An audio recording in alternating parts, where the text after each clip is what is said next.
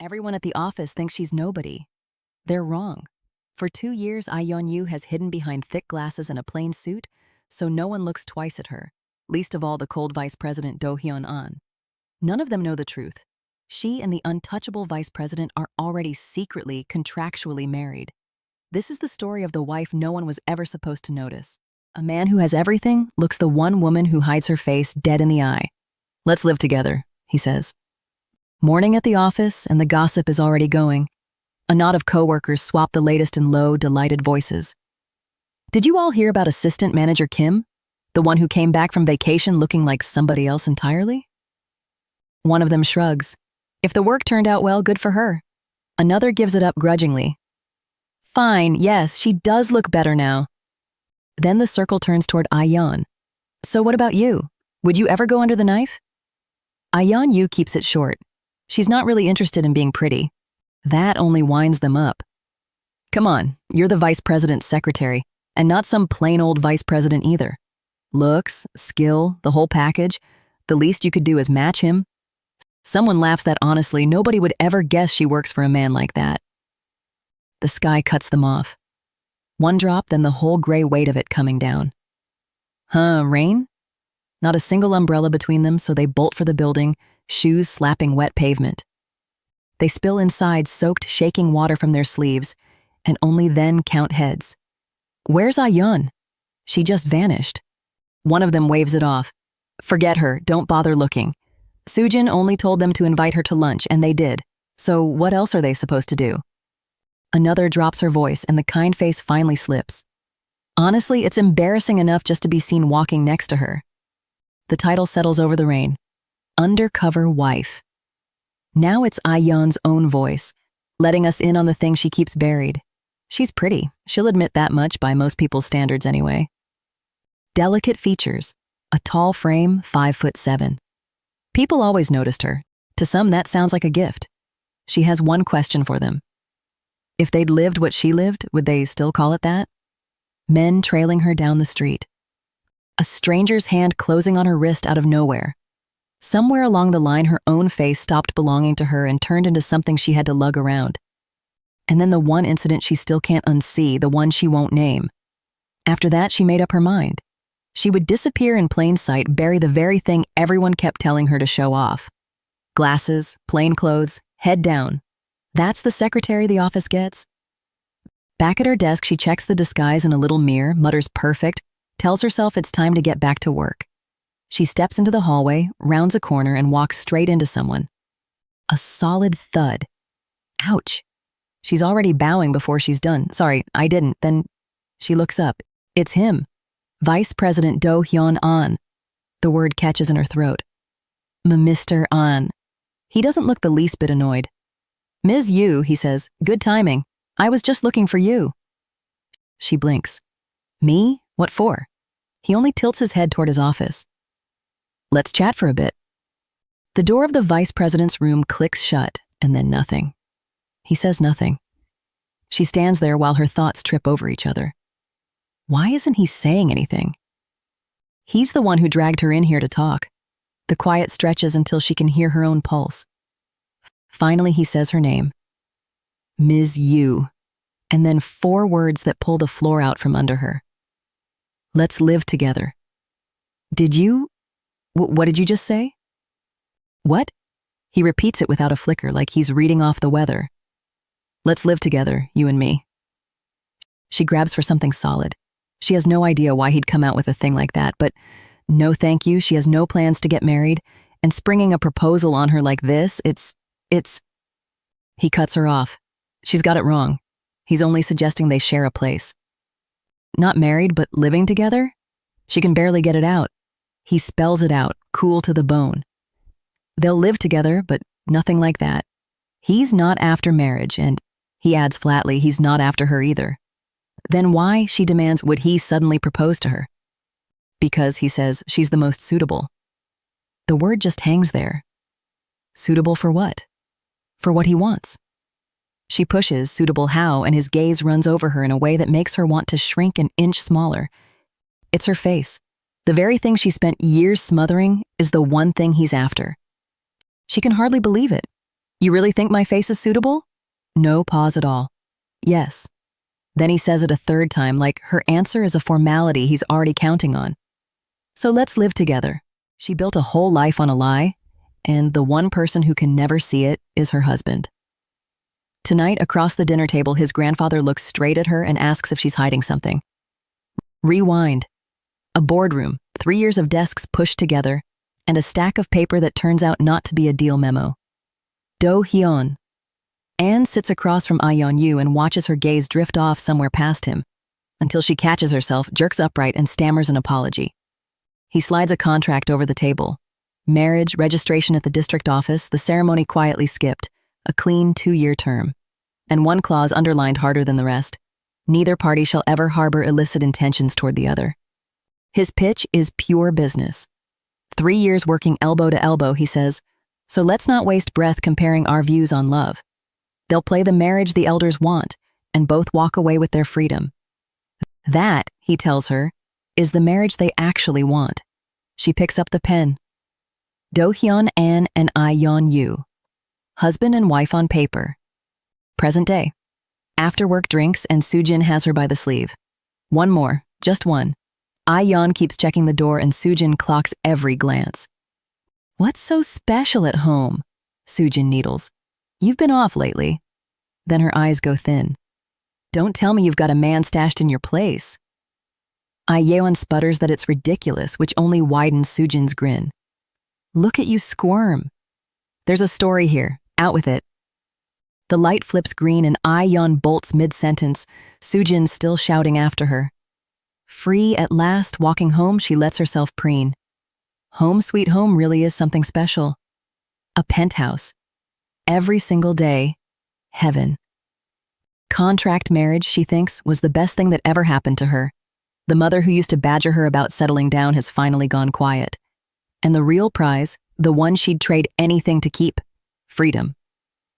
A keypad chirps, the lock clicks, a staff member welcomes her home. She mumbles a good night, waits for them to disappear down the hall, and only then lets her shoulders drop. The whole thing runs on, keeping apart. Her floor is the second, Do-hyun's the first, their days carved down the middle so neatly they barely cross paths. Still, one roof means near misses, and just remembering them puts a hitch in her breath. Everything hangs on a single rule she cannot break. Do-hyun can never see who she really is. The day he does, all of this comes down. 4 months later, a car rolls up to a grand house and a doorman tells them the chairman is waiting for them both. Do-hyun climbs out, then turns back when she doesn't follow. What's the matter? He asks. She admits her hands won't keep still. That's not like you, he says. And then, after a pause, owns up that he's a bit rattled himself tonight, even though it's his own grandfather inside. Whatever sharp thing the old man throws, he says, it'll be aimed at me, not you. So don't worry. She manages a thin nod. They announce themselves. The chairman doesn't lift his eyes. I said, come by 6, says the head of Woo-sung Group and goes straight into it. Running a company is all about managing time. If you can't reach a family dinner on schedule, how do you expect to run a business? Do-hyun takes the blow for both of them. I-Yeon was ready early, he says. We ran late over an appointment of mine. My apologies. I-Yeon rushes in too, fumbling his name before she corrects it, insisting he was only being thoughtful and the lateness is hers alone. The old man's whole face softens the moment he turns to her. Good to see you, I-Yeon. Sit, you must be hungry. He's had the housekeeper braise the short ribs she liked last time, and she lights right up saying she's honestly been craving them. For one warm stretch, it almost passes for a real family at a real dinner. Then he sets down his chopsticks. So, when do we get to hear about grandchildren? The word stops her cold mid-bite. Grandchildren? 4 months married already, he goes on. He throws Do-hyun's own words back at him.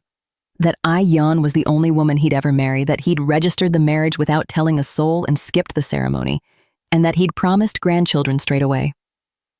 We're working on it, Do-hyun says smoothly, every night, marveling to himself at how easily the lie slips out. Pushing I-Yeon any harder would be too much on her, he adds. The chairman lets it drop but repeats his standing order. Not a word about this marriage to anyone until there's a grandchild. But tell me, the old man says, and the table goes quiet. Do the two of you truly love each other? Of course, Do-hyun answers without a flicker. We married because we love each other. I see little warmth between you, the chairman says. That's why I ask. Do-hyun claims not to follow. The old man's voice drops low. I hate a liar more than anything, and you of all people know that. You watched what one woman's lie cost this family. Do-hyun's father breaks in, this isn't the table for that, and Do-hyun stands up for her flat out, says, I-Yeon isn't that kind of person, please. The chairman waves them both down. I wasn't asking either of you. He turns to her and says her name like a key sliding into a lock. I-Yeon, you'll answer me. Tell me. Is there anything you're lying to me about? And the woman whose entire life is one long lie has nowhere left to put her eyes but on his. She's built a whole life on one lie, and her best friend just asked if she's ready to watch it come apart. It starts at a family table, the kind where every smile is being measured. I-Yeon Yu sits across from the chairman of Woosung, the old man who decides who belongs in his family and who doesn't. Do-hyun-an is beside her husband on paper, a stranger everywhere else. The room is quiet enough to hear a cup set down, and the chairman is in no hurry. Then he asks it outright. Do the two of you truly love each other? I-Yeon's mind goes blank. Love her? She'd have to try it first to know. With nowhere to hide, she settles on a plan. Picture the vice president and just talk. To be honest, she begins, if you ask whether it's love, I don't really know. The table tightens. She admits she's inexperienced, that she can't be sure this feeling even has that name. But being next to Do-hyun, she goes on, makes her want to be a better person. Hard to put into words, yet that is how she feels about him. The chairman lets the words sit. Ahem, I see. Then the verdict. That answer isn't enough. You may have won Do-hyun's heart, he tells her, but not mine. He'll be watching. Being the daughter-in-law of Woosung won't be easy. Yes, Grandfa, she catches herself a beat too late. Call me chairman, how dare you? He thunders. She stammers an apology while Do-hyun's own father waves his hands, begging the old man to settle.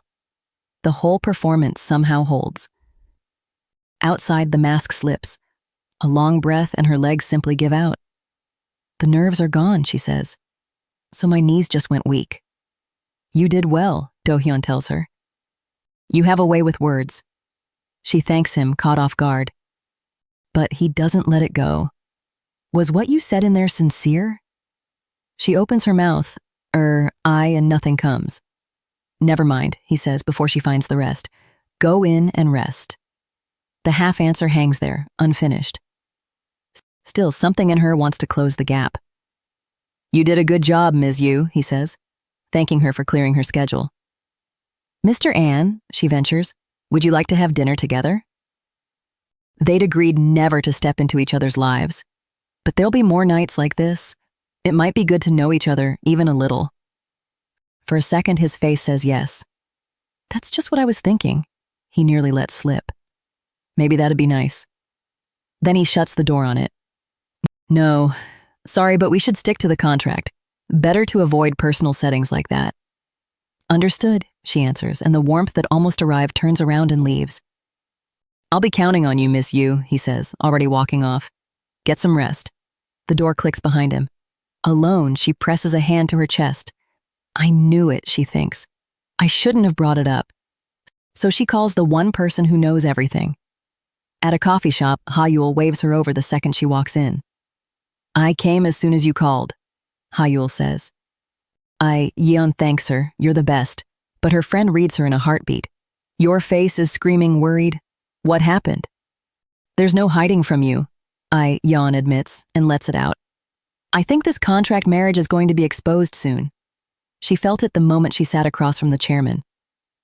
Ha-Yul ducks off for their coffee, then leans in. What's the matter? It's not as simple as keeping the contract, I-Yeon says. After meeting that man, she was sure he'd catch on any second. The chairman's sharp, sure, but the real trouble is that she and Do-hyun barely know each other. You can tell at a glance. Ha-Yul has an idea. The vice president's aloof, she's heard, but he's your husband now. Why not try talking to him? I-Yeon almost laughs. How? We don't even know when the other one leaves the house. Then be more proactive, Ha-Yul says, or try seducing him. She backpedals at once, eyeing her friend's slumped shoulders. Not that you could pull that off right now, but still. I-Yeon shakes her head. Hard to do anything with someone who won't even eat or talk with you?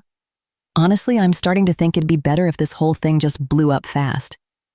Ha-Yul goes still. But what if it does, she says, and your mom finds out everything? The question lands where I-Yeon hadn't let herself look. Her mother spent this whole time pushing her to marry, then gushed about the perfect son-in-law who loves this version of her daughter. No regrets in life now, the woman had crowed. Bravo, my daughter. Imagine her finding out, Ha-Yul presses. How shocked would she be? My mom might pass out, I-Yeon murmurs. And it won't stop at your mom. Sit down. You told me your father-in-law adores you. The affection she's only just earned would turn into something else entirely. And what about your job? Ha-Yul keeps going, ticking them off. Your in-laws, your mom, even your career. When the truth comes out, your whole world will come crashing down. I-Yeon has no answer for that. Ha-Yul lets it settle, then meets her friend's eyes. So, she says, are you ready to start taking action? There it is, the question she's been dodging since the door shut. Stop waiting for the lie to fall apart and fight to make it real. A man and the woman he married on paper. Same apartment, same address, and not once have they sat at the same table. That changes tonight over a bottle of wine neither of them planned on. Do-hyun. Anne can't get 5 minutes of quiet at the office. Ji-hoo Aeom waves the latest popularity poll in his face. Woo-sung's golden boy came in second, and Ji-hoo wants to know something the numbers don't measure. Chairman material, sure. But husband material? Do-hyun snaps back and Ji-hoo refuses to drop it. Who proposed the contract marriage to Ms. Yu in the first place? Who saved him from a lifetime of being nagged about settling down? Me, that's who. By Ji-hoo's count, Do-hyun owes him a bow and a thank you. Then the easy question. Is your wife a good cook? Do-hyun doesn't know. They've never eaten together, not once.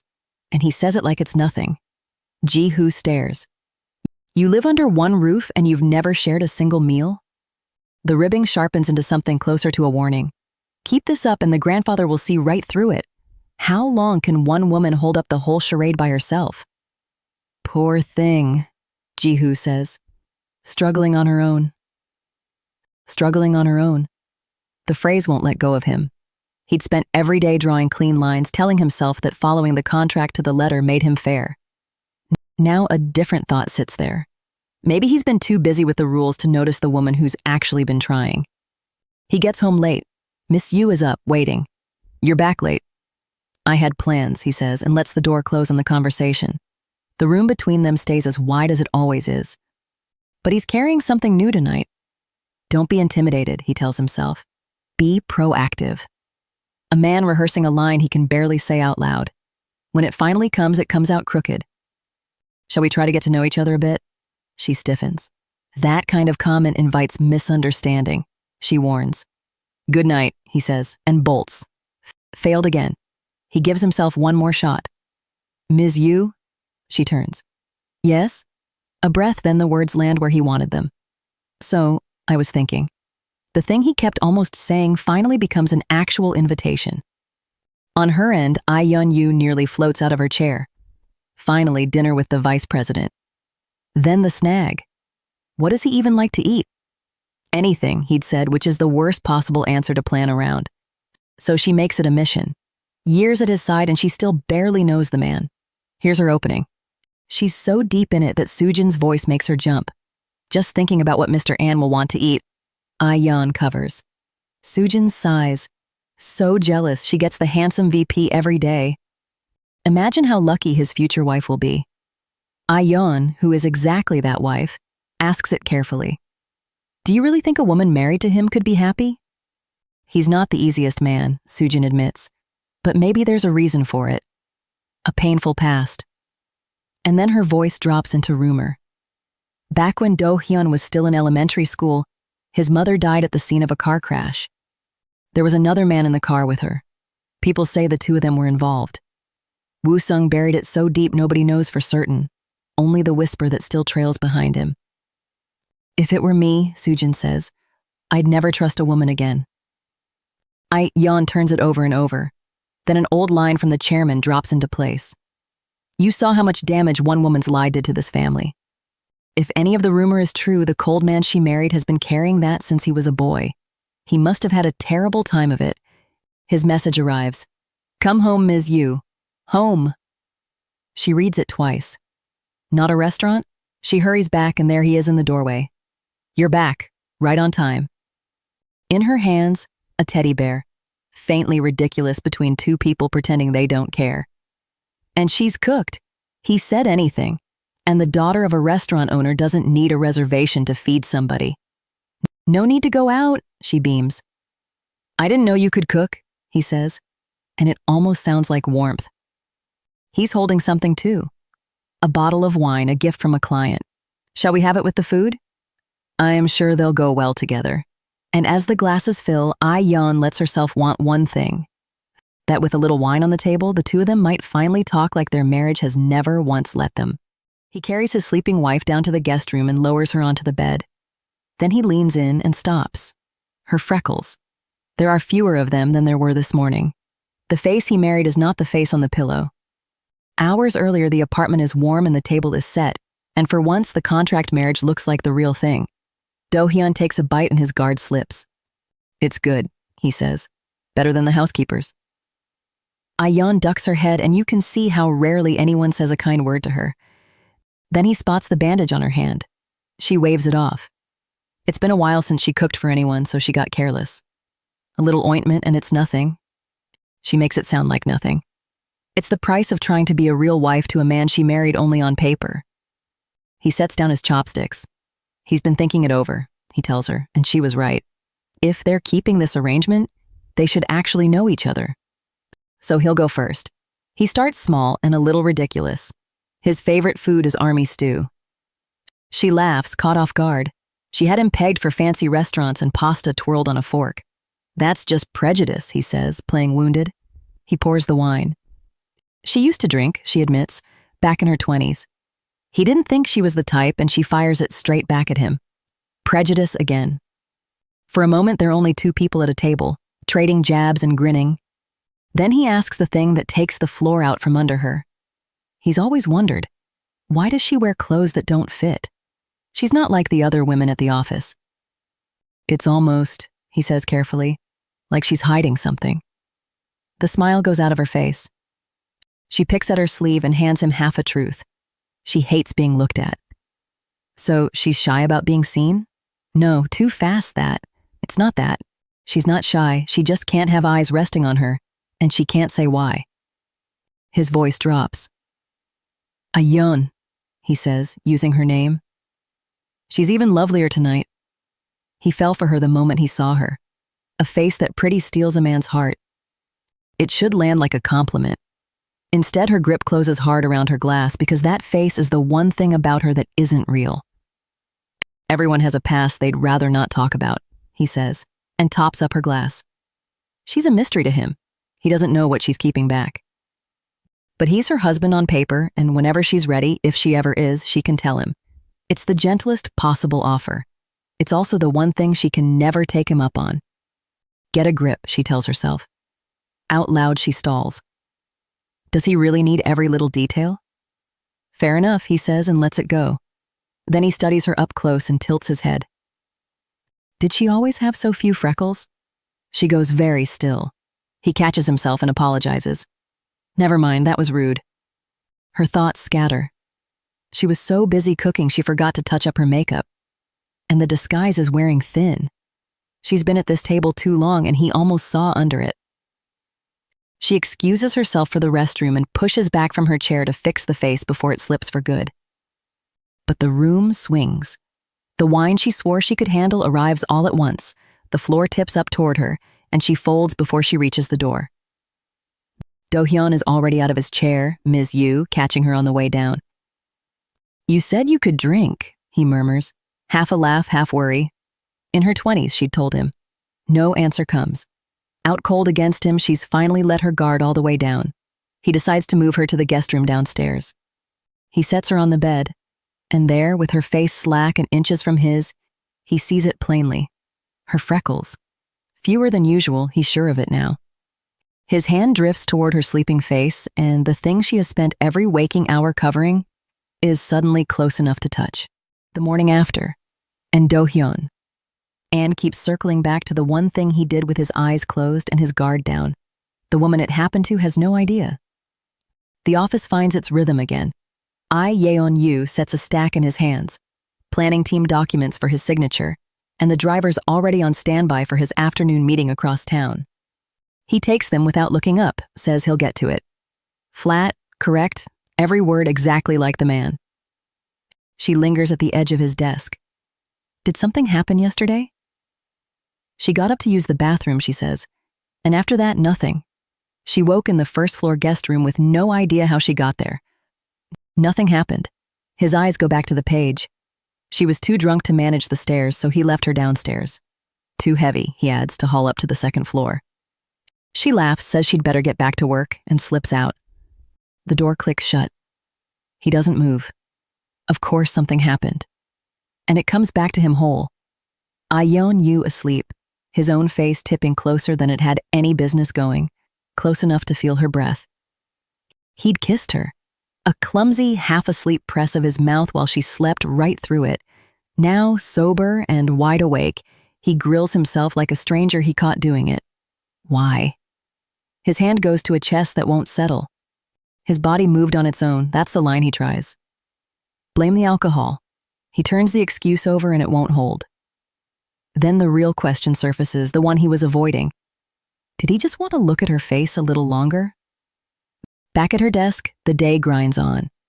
Ms. Kang looks I-Yeon Yu up and down and asks, "Isn't that the same suit as yesterday?" "Buy something that fits," she says. "Learn your own size." Not the same suit, I-Yeon Yu fires back. Yesterday was beige, today is medium brown, clearly different shades, so maybe Ms. Kang's the one who can't tell colors apart. It lands.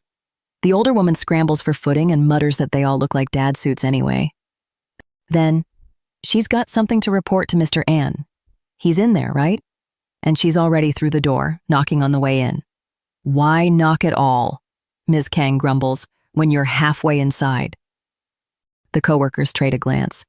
The second she's in front of Mr. An, she goes all baby-voiced. And it's not new, she's always pulled this. Just somehow harder to stomach today. Evening, and the office thins out. Someone calls after her, "Eaten yet?" Your jacket's still here, but she's already drifting toward the stairs, miles away, and goes up without it. Lights off. Did she head out again? The building goes still. Upstairs, no one watching, I-Yeon Yu lets the office face drop. And the room gives her away. An elephant, framed across the walls, every part of it hung on its own, a piece here, a piece there. She stretches, yawns, melts into being alone. Then a knock, footsteps, a voice in the last place she expects one. Do-hyun An on the second floor, holding the jacket she forgot downstairs. She goes rigid, grabbing for cover, but his eyes have already slid past her to the wall. "Don't worry," he says, dry as ever. "Your lack of clothes isn't my concern." "Then what is?" she asks. "The elephant." The elephant pictures, he means. Every part of it framed separately. Cornered, she insists it's just decor. Isn't it cute? Almost a smile from him. Here he'd assumed she had some strange hobby. He puts the jacket on the chair and turns for the door. She thanks him, then takes the small, honest risk. Him coming up here unannounced is a bit much. He stops.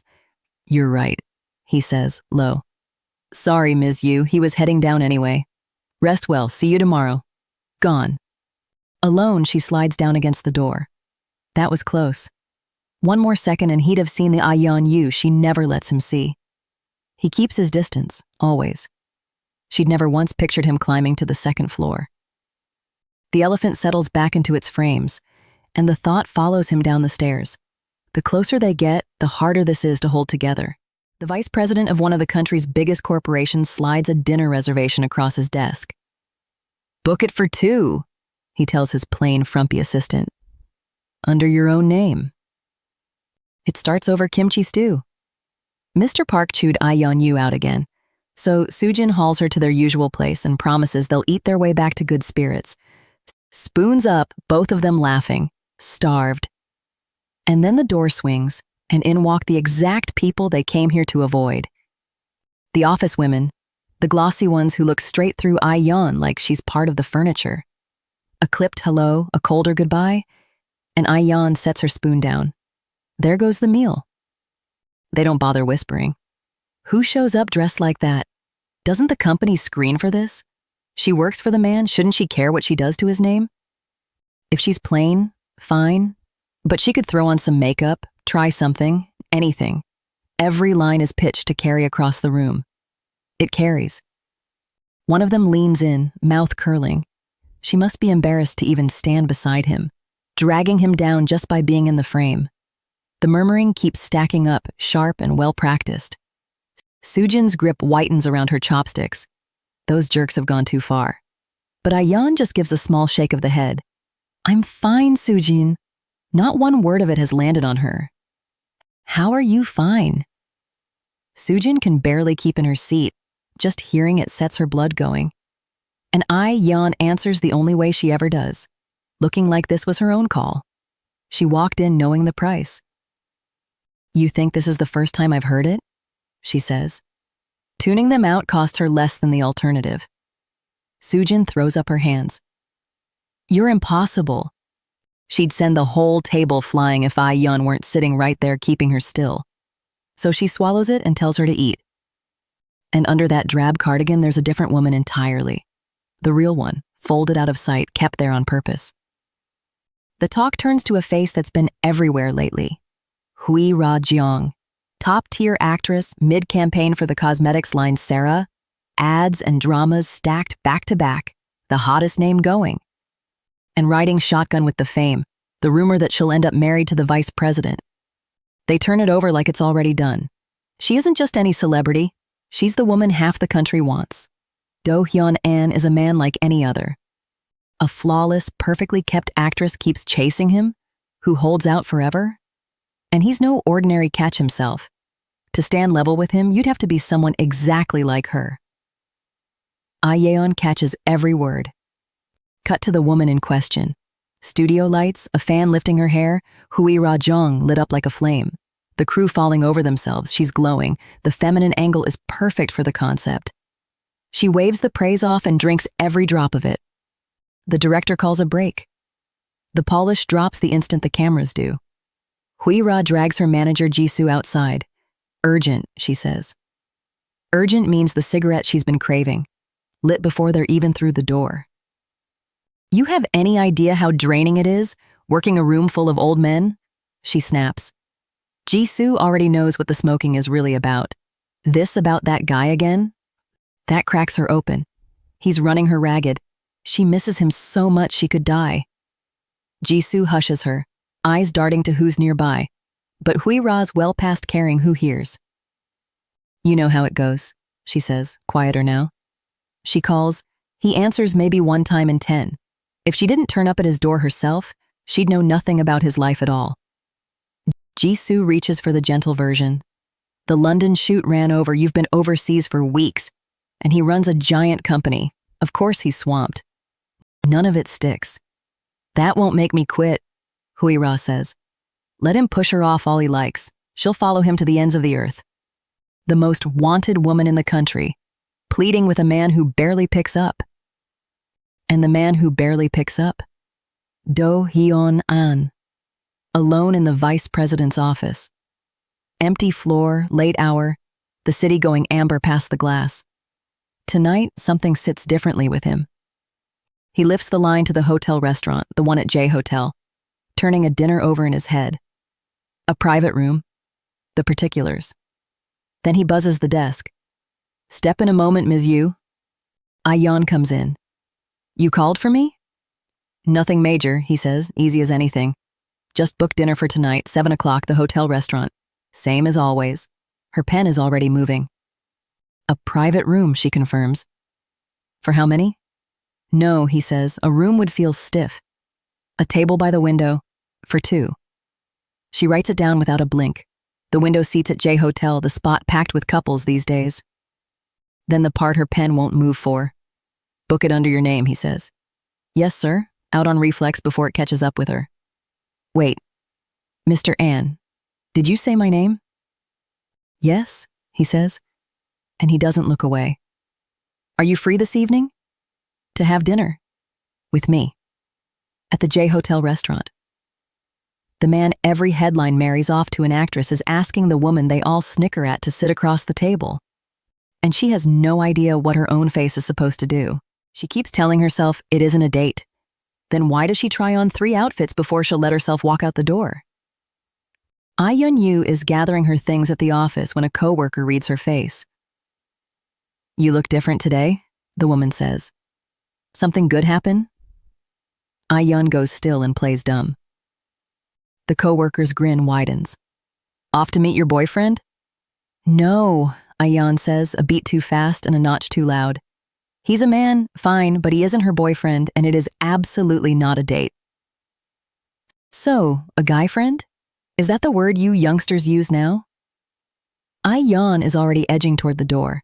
She waves it off, promises she'll see her tomorrow, and slips out before her cheeks finish the sentence for her. A date. As if. She turns the words over the whole way there as though repetition could make them true. The arrangement is simple enough. Dinner, learn a few things about each other, keep it businesslike. They both agreed to it. But somewhere between her desk and this street, it has started to feel like stepping onto thin ice. So she draws her lines. Stay back. Trade what they each need to know, nothing past that, and she'll come out of it unscathed. Then she spots him, and so does the rest of the room. Heads swivel across the restaurant. A murmur passes table to table. Look at that guy, is he an actor? Do-hyun.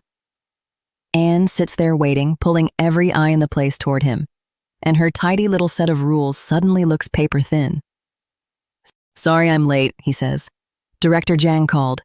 He frets that she's been sitting here hungry and tells her she should have ordered without him. She swears she only just arrived herself. The food comes, and they settle into the game they agreed to play. So, he asks, what do you actually know about me outside of work? I-Yeon takes the bait. He likes army stew. He's quiet, runs a little dry. And one curious detail, she adds, the corner of her mouth tugging. You're into elephants. He all but tips the table over, insisting that was a misunderstanding. Then he turns it around. And me? What do you know about me? She opens her mouth, closes it, hums. You can just say you don't know, he offers. Honestly, she admits, nothing's coming to mind. Then tell me, he says. From here on, tell me about yourself, and I'll do my best to hold on to it. Where would she even start? Family, he suggests. She rolls her glass slowly between her palms and begins. Her father came home late as far back as she can remember, always swallowed by work. And her mother. The thread tugs them somewhere else entirely. A small boy holds a drawing up over his head. Mommy, look, I made this at school. This is you, and this is... She tells him he did well, but her hand is already on her coat. Do-hyun, Mommy has somewhere to be tonight. Eat with the housekeeper, mind the house until Daddy's home. The door closes behind her with a click. The boy stays at the door long after she's gone. Mommy, he says to the empty hall. Mommy! The house gives nothing back. He decides she must have been busy the way his father was always busy. The boy becomes a man, and somewhere under the calm, he still carries the knot where a good night should have been. It is the one thing that makes Do-hyun look like he might come apart.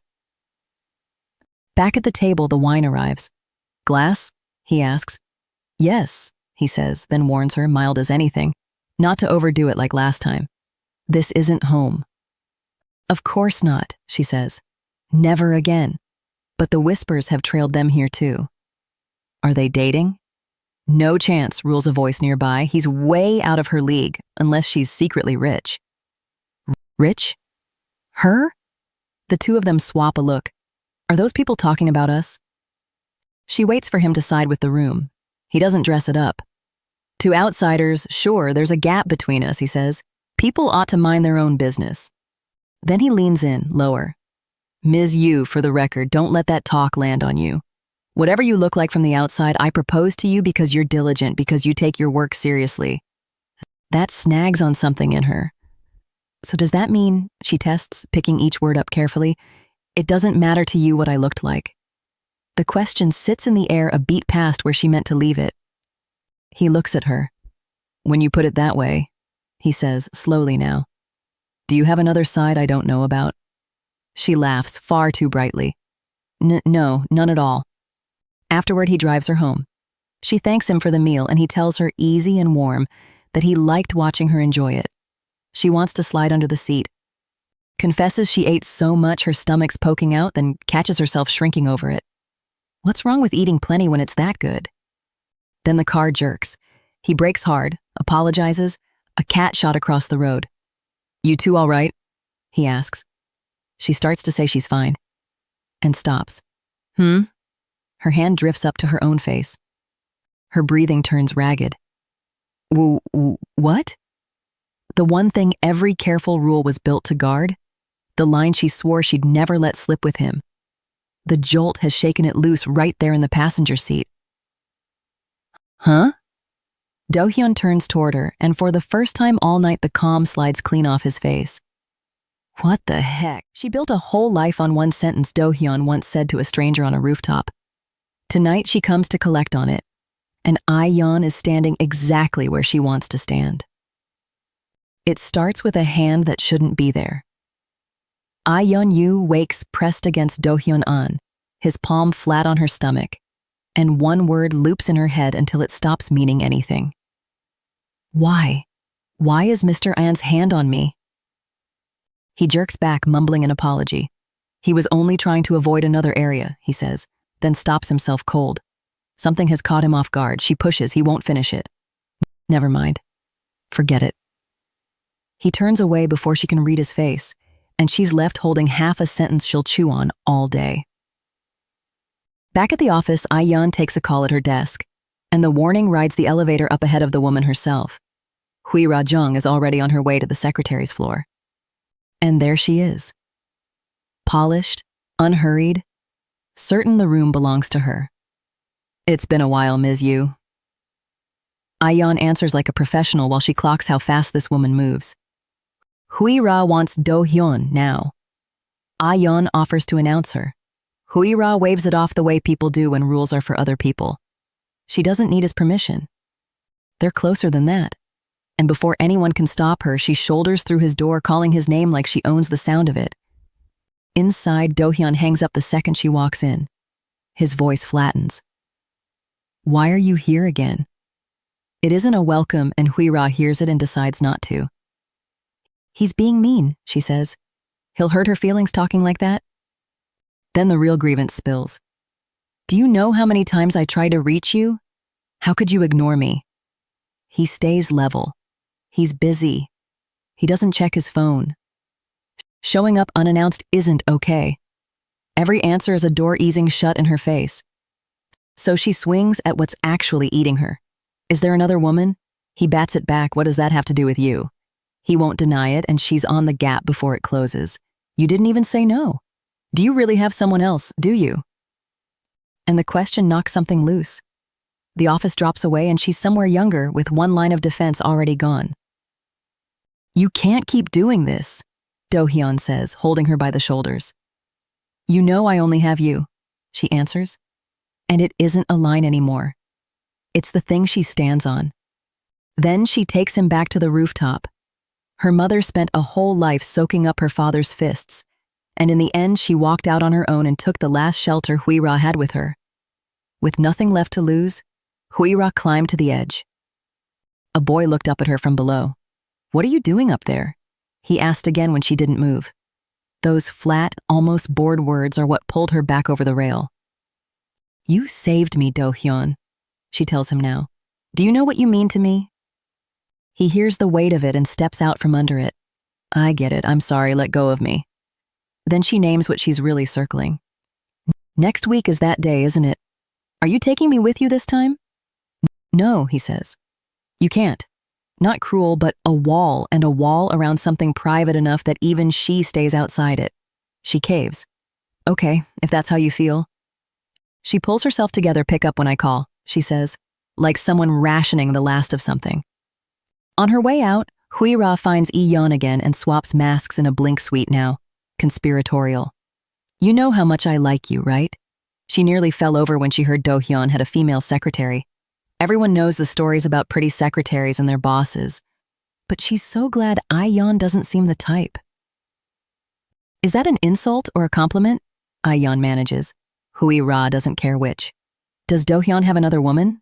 She asks, watching I-Yeon's face for the smallest twitch. Woman's intuition, she says. You're his secretary, you'd know. I-Yeon plays it blank, I don't know. I'm not sure, but Hui-ra has already filed her away as useful. If you ever see some woman sniffing around him, tell me. Please, I'm counting on you, Ms. Yu. Then she's gone in a wake of perfume, and I-Yeon is left wrung out at her desk, holding a secret nobody asked her to carry. And once the floor goes quiet, I-Yeon catches on something small. A strategy meeting sits on the calendar at 3, but it's the date beside it that hooks her. One day Mr. An rings every single year. He never books anything around it. He quietly clears it off year after year. The same day Hui-ra begged him to finally bring her along. The one place neither woman is allowed to follow him. Next week, I-Yeon will be the one who finds out what he's been guarding. He tells her his mother looks just like her. Then his face shuts, and the door of it closes before she can even smile. Morning settles over the penthouse. I-Yeon Yu watches Do-hyun An cross the rooms with his shoulders set low, like he's carrying something he won't put down, and she keeps circling the same question without landing on it. A date he won't name, a mood he won't explain. She wonders if today is the anniversary of his mother's passing, and the second the thought forms, asking it out loud feels like reaching for a door that was never hers to open. An alarm cuts in. The screen reads July 11th, Monday. The word anniversary printed plainly under the time. He kills it on the first ring, already certain where the day is taking him. No flicker of surprise, just the face of a man who has marked this date every year and never once made peace with it. He's at the door, coat on, when she catches him. Take me too, she says. He turns, thrown, and asks where she even thinks he's going. So she says it straight. He's going to the columbarium to visit his mother. How could you know that? He asks. She admits she saw his calendar and guessed the rest. I know I'm overstepping, she presses, but right now I'm her daughter-in-law. He turns it back on her like a blade. Then you know you're overstepping. And that woman, he says, was never someone who'd welcome a daughter-in-law's greeting. He'll go alone. She finds the one argument he can't wave off. If the chairman ever hears that his wife skipped her mother-in-law's Memorial Day, he'll find it strange. He'll start asking questions. Anne stops. It isn't softness that turns him around, it's the cover story that holds their whole arrangement upright. He looks at her a long moment, then asks if she's ready. She is. The drive pulls them out of the city, and the columbarium is nothing like she pictured. Past the public halls, a hidden door swings open onto a space that barely seems to belong to the same building, hushed and grand and kept entirely for the Woo-sung family. Whoa, she breathes, taking in a place this private tucked inside something so ordinary. They stop at a single plaque. The late Mi-jung Lee. So this is your mother, I-Yeon says, studying the portrait. She looks a lot like you. The words are barely out before his voice goes flat. Don't ever say that again. It makes my skin crawl. She pulls back, apologizing, and he keeps his eyes fixed on the photograph of a woman he can't bring himself to forgive. Then he tells her why. Since he was a boy, that woman lived recklessly, without shame, and left nothing behind but ruin for the family when she died. He hates himself enough just for being her son, he says. I-Yeon doesn't have to carry that too, not for the sake of some title. She stands beside him and keeps her mouth shut. What could she possibly say about a woman he hasn't managed to forgive himself? Still, she does the one thing she came to do. We said our hellos, he says. Let's go. But she's already reaching into her bag, and that stops him. In her hand sits a flower arrangement, fresh blooms chosen so she wouldn't show up empty-handed to a first meeting. Maybe his mother wouldn't care about a daughter-in-law's greeting, she allows, handing his own warning back to him gently. So maybe he should be the one to give them to her. He stares at the flowers like they're a thing he can't name. Why treat this like it matters, he asks. And then, plainly, he tells her he has no intention of giving this woman flowers at all. But since they came from you, he says, thank you. The edge slips, just for a beat. Then he notices something else, that he's never seen this outfit on her before. It's her first visit, she explains, so she couldn't just throw on anything. She wanted to look right for it. And she thanks him again, quietly, for letting her come along. His pulse climbs loud enough that the panels seem to knock with it. Yes, he gets out, and then, and the next words leave him before he can stop them. You look nice today. She goes still. Uh-huh. The two of them just stand there, the space between them suddenly full of everything neither one has said. A sharp crack breaks it, and Yeon jumps. Ah, that got me. She laughs, scrambling to cover the heat climbing her face. What was that? But she can't shake the moment that just passed between them. The way the air felt a second ago, she thinks, watching the man who paid his respects to a mother he despised, and then, almost without meaning to, told his fake wife she looked beautiful. I-Yeon Yu spends the whole walk home thanking a man who, before the day is out, her best friend will decide to expose in front of a room full of strangers. It starts shy. I-Yeon and Do-hyun. Anne are coming back from somewhere that meant something to her, and she keeps circling to the same words. Thank you for letting me come today. He shakes his head. No, thank you. You went all that way with me. Then it's settled, easy as anything. See you tomorrow. He half turns to go and she stops him. Ms. Yu. Yes, she says, too quick. Did you want to say something? She does. She trips over the first sound, then gets it out anyway. Thank you for coming with me. His ears go red and he insists it was her who gave him permission in the first place. He really should get going, he says. His legs have gone soft on him. He was more wound up today than he let on. See you tomorrow. And he walks off still holding what he carried over for her, an arrangement of specially treated fresh flowers, because it was his first time visiting, and he couldn't show up with empty hands. Wake up, Do-hyun, he tells himself on the street, like a man trying to get his own pulse to behave. A phone buzzes. Ha-Yul is parked outside the company, waving I-Yeon down to the cafe. When I-Yeon gets there, Ha-Yul flags her over and apologizes for the ambush, says it was too tangled to do over the phone. I-Yeon, still catching her breath, asks what's going on. The only drama in her life, Ha-Yul jokes, is family drama. Then the joke runs out. She hates being a daughter of the Yongsin family, South Korea's biggest food company. She grew up with no father, just her mother, and only learned the truth after her mother died in an accident. Her father was the vice chairman of Yongsin Holdings. He took her in, sat her in an executive's chair, and the family handed her a second title to wear, illegitimate child. That one never stopped cutting. Now there's a slush fund mess building inside Yongsin, and Ha-Yul is sure they plan to use her to bury it. Use you how? I-Yeon asks. Ha-Yul drops her voice.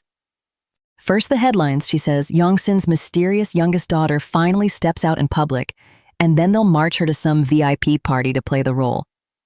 So, friend to friend, the ask, save me. I-Yeon laughs. How am I supposed to save you? Come to the party with me, Ha-Yul says. Are you out of your mind? I-Yeon shoots back. Why would I walk into a Yongsin party when I have nothing to do with them? Ha-Yul turns on the tears. Please, just 3 hours. Then comes the part that drops the floor out from under I-Yeon. Not in this look. Come as your true face. That's even riskier, I-Yeon protests. Not even a little, Ha-Yul insists. Who could ever match that face to this one? Nobody will know, I swear it, so you're in, right? I-Yeon is still sputtering, backed into the corner of the booth when a shadow falls over the table. Mr. An? It's Do-hyun, standing there like she summoned him. What brings you here? She manages. I came to buy coffee, he says. What else would I be doing? Oh, right, of course. Is there something on my face? He asks, since she keeps staring. No, she says, and looks away. His eyes move to the stranger across from her. And who's this? Not from our company, is she? The stranger puts out a hand. Hello, I'm Ha-Yul, I-Yeon's friend. I've heard a lot about you. He hands back the buttoned-up version of himself. Vice President of Wooseong Card, Do-Hyun An, nice to meet you. Then I-Yeon leans in to put him at ease. Ha-Yul is my closest friend. She's the only one who knows about us. You can trust her, she'd never let our secret slip. Ha-Yul, pleased with herself, adds that she knows most of I-Yeon's secrets anyway. He doesn't thaw. He pulls back into all business and apologizes flatly for cutting in. Get me my usual, he tells I-Yeon, handing it off like a chore. Yes, sir, she says. Well then, continue your talk and he's gone. Thanks, goodbye. Ha-Yul watches the door swing shut and turns slowly. What was that just now? Oh, that, Yeon shrugs. He's buying our drinks and wants me to grab his too. No, Ha-Yul says. I mean, does he always draw a line like that?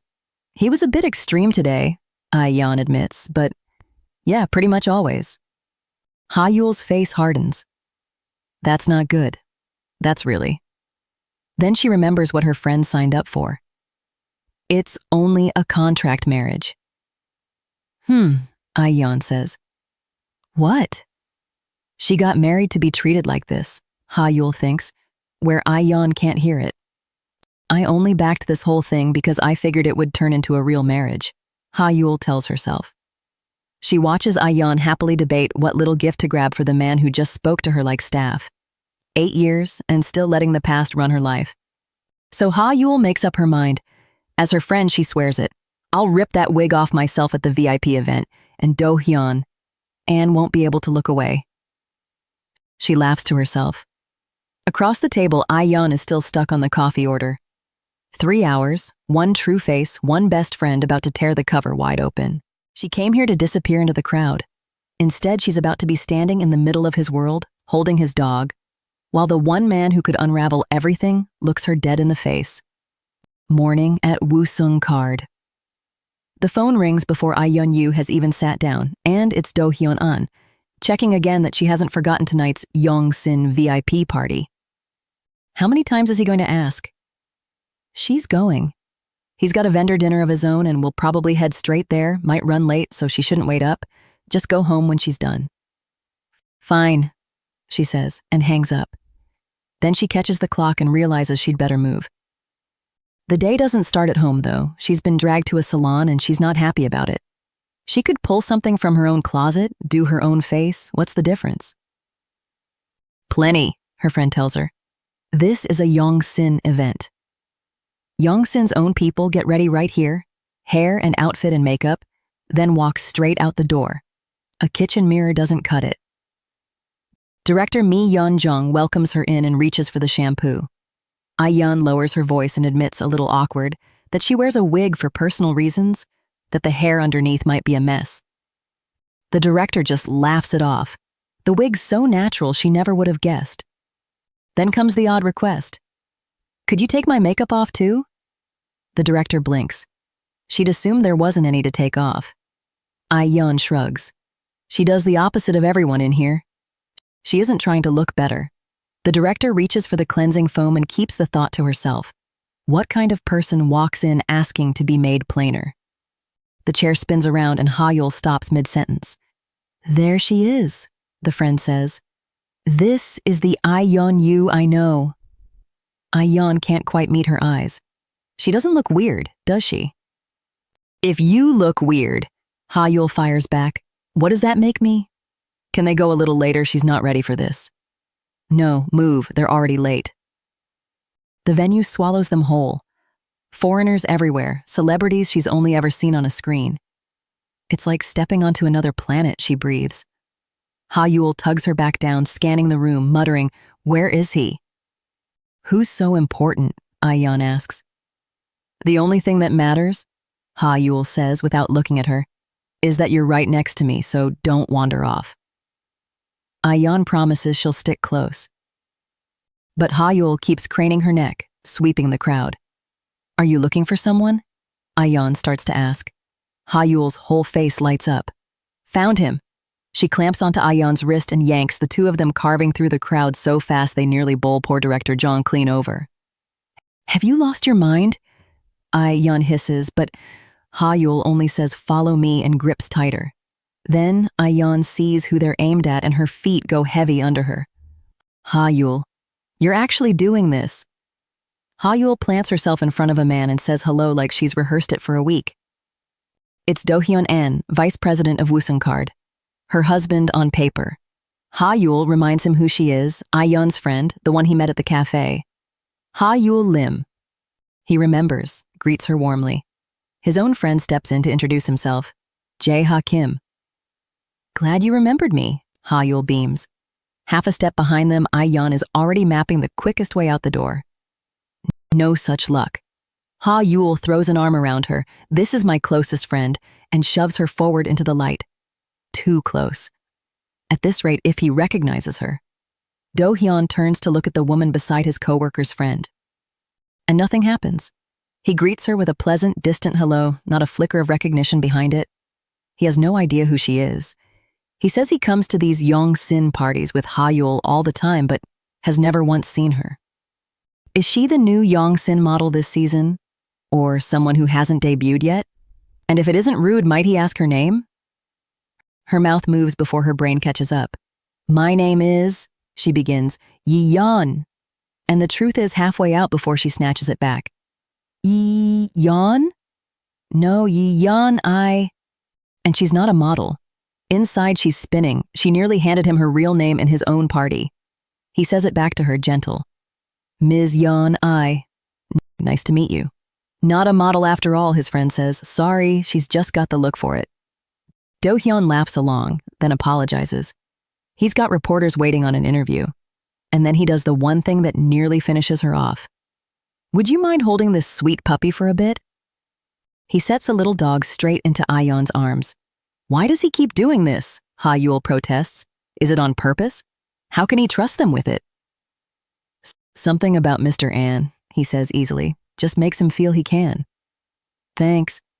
He walks off into the camera flashes with one last cheerful take good care of him and leaves her there, holding his dog under his own roof, a woman he just greeted like a total stranger an hour after he greeted his wife on the phone.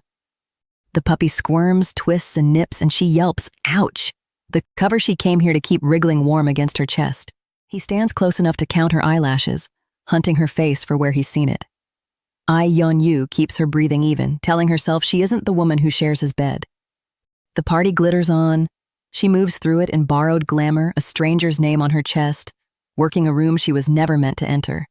Tonight she is someone else, and nobody is the wiser. Then the crowd shoves her off balance and she stumbles into Do-Hyun An. The apology is out before she can stop it.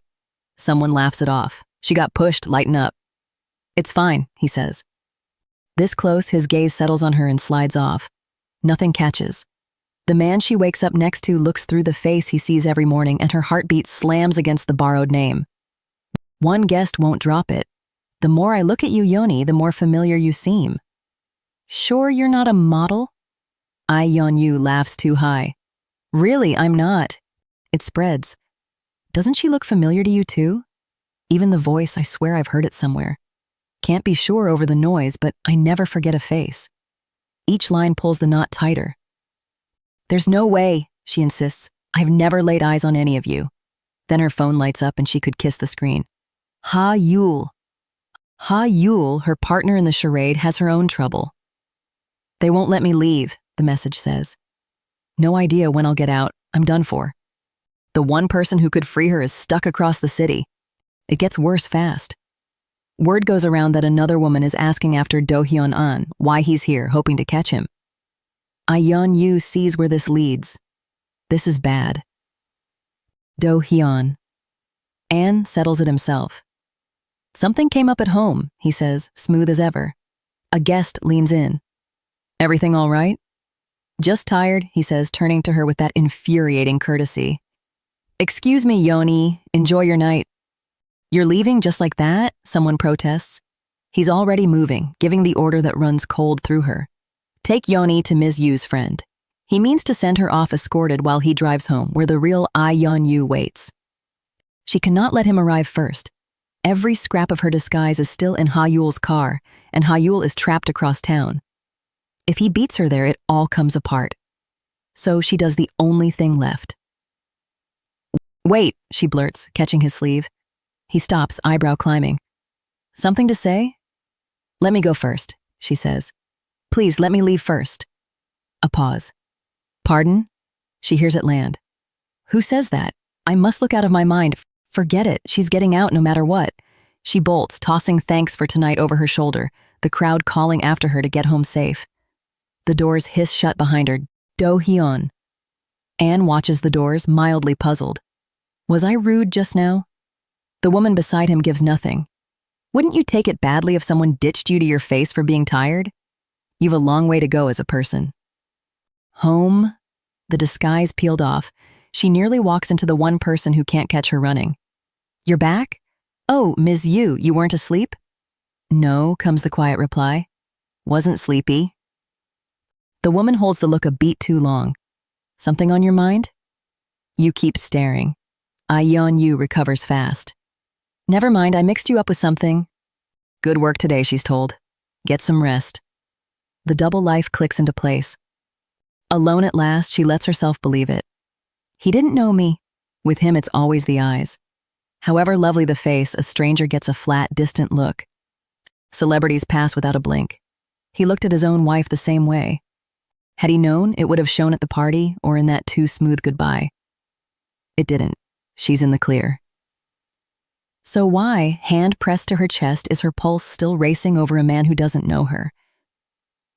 Daylight, another life. A cafe, a coffee order across the counter. I-Yeon Yu back among us as a plain office worker. Yeon, did you hear? A coworker buzzes. We're getting newbies, full-time hires, not just the secretary's office. Show a little life, the friend nudges. Could be good-looking rookies in there. Thrilling for a hellhole like this, no? I-Yeon Yu barely twitches a brow. I'm chained here paying off credit cards. Dating? It'd be adultery if I did, she says, meaning it more than her friend knows. The gossip rolls on. Somebody cute joined the strategy team. The coworker swearing to report back, I-Yeon Yu playing bored to the hilt. You don't have to sound that dead inside. Her friend laughs, peeking at her. Then a voice cuts clean through the chatter.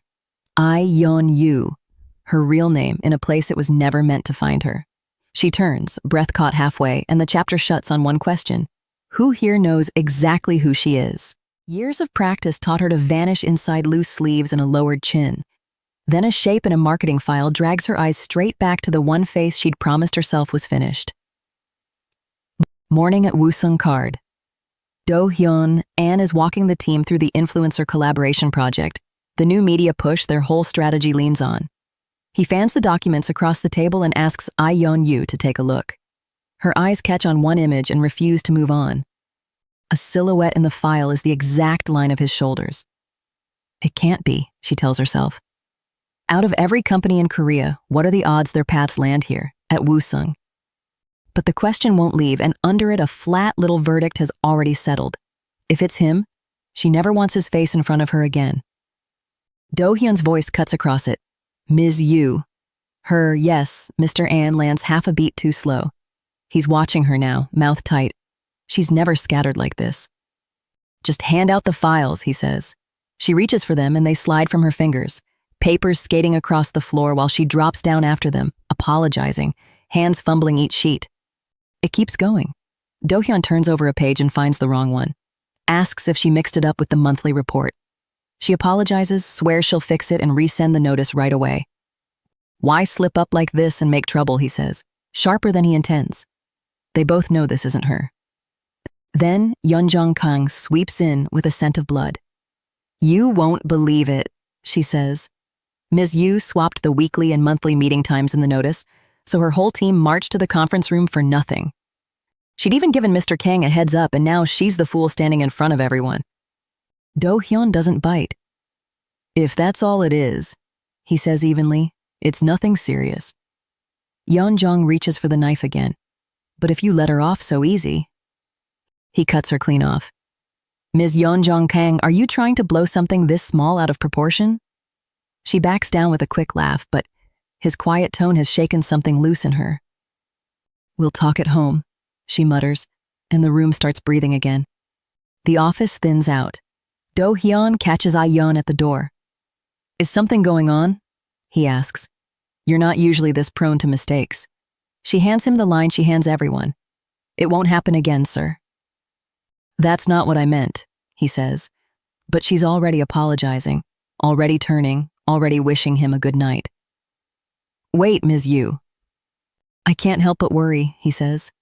The word stops her cold. Worried. He recovers fast. We're colleagues. There's an important project ahead of us. Then, softer, what's the matter? You don't have to answer if it's too personal.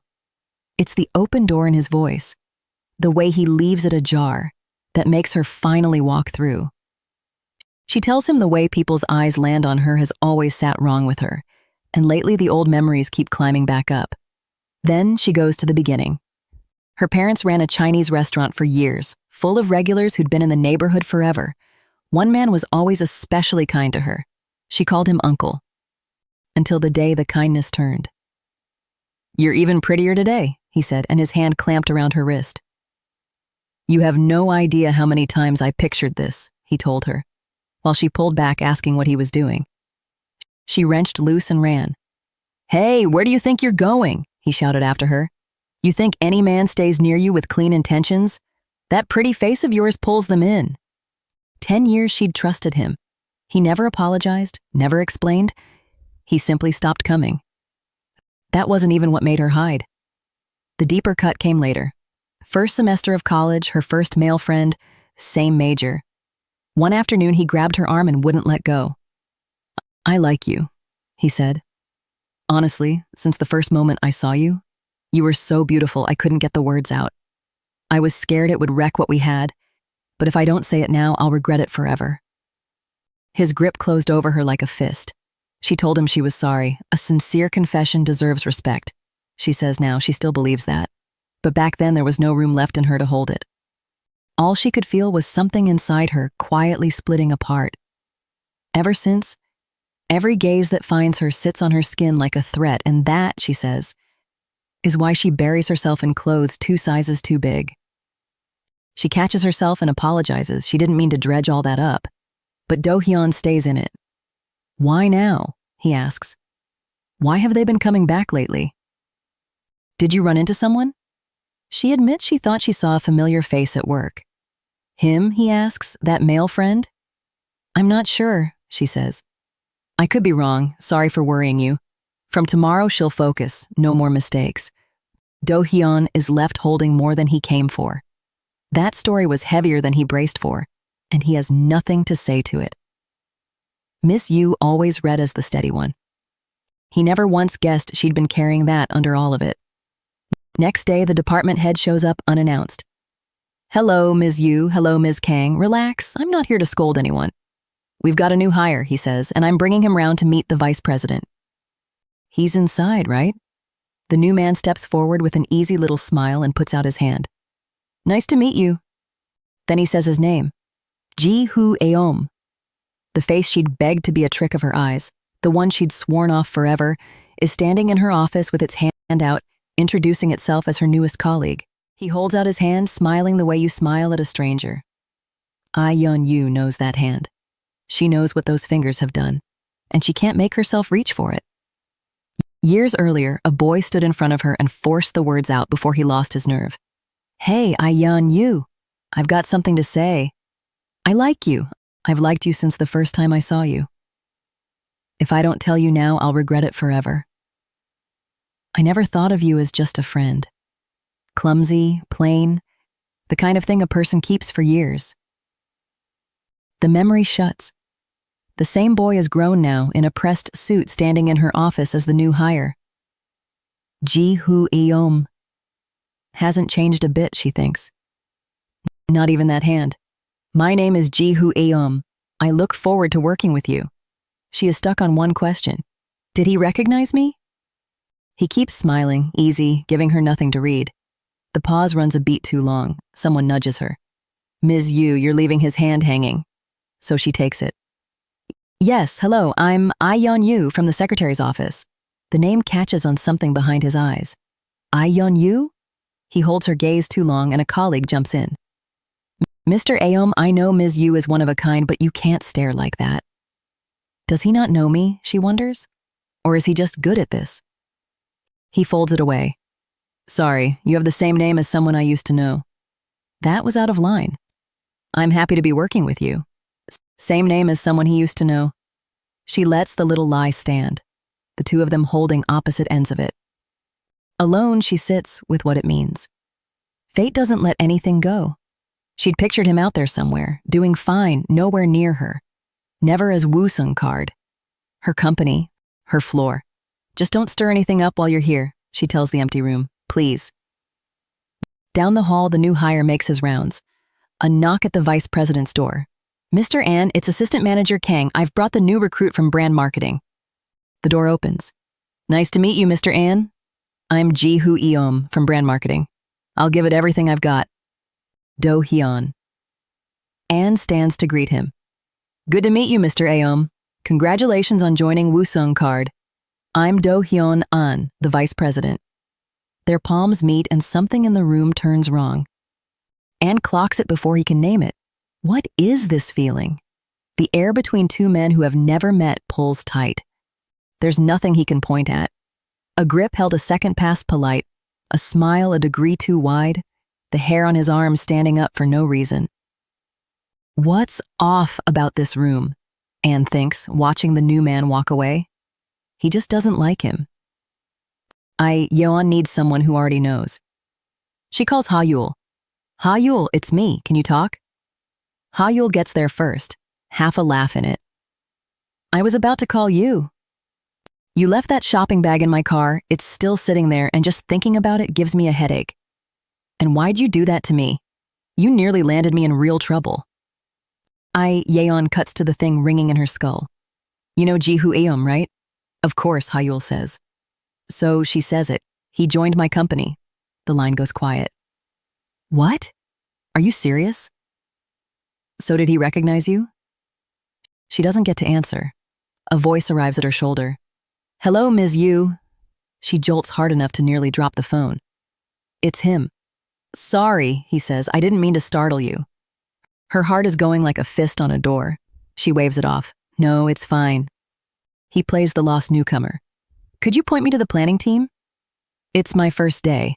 She manages an over there, willing him to take the hint. He doesn't. He tilts his head and looks at her too long. But have we met before?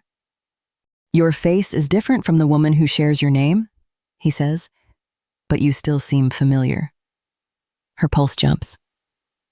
Really? I guess I just have one of those faces. I've never seen you. He keeps her eyes one more second, then lets it drop. Must have been my imagination. Either way, we'll be seeing a lot of each other. I hope we get along.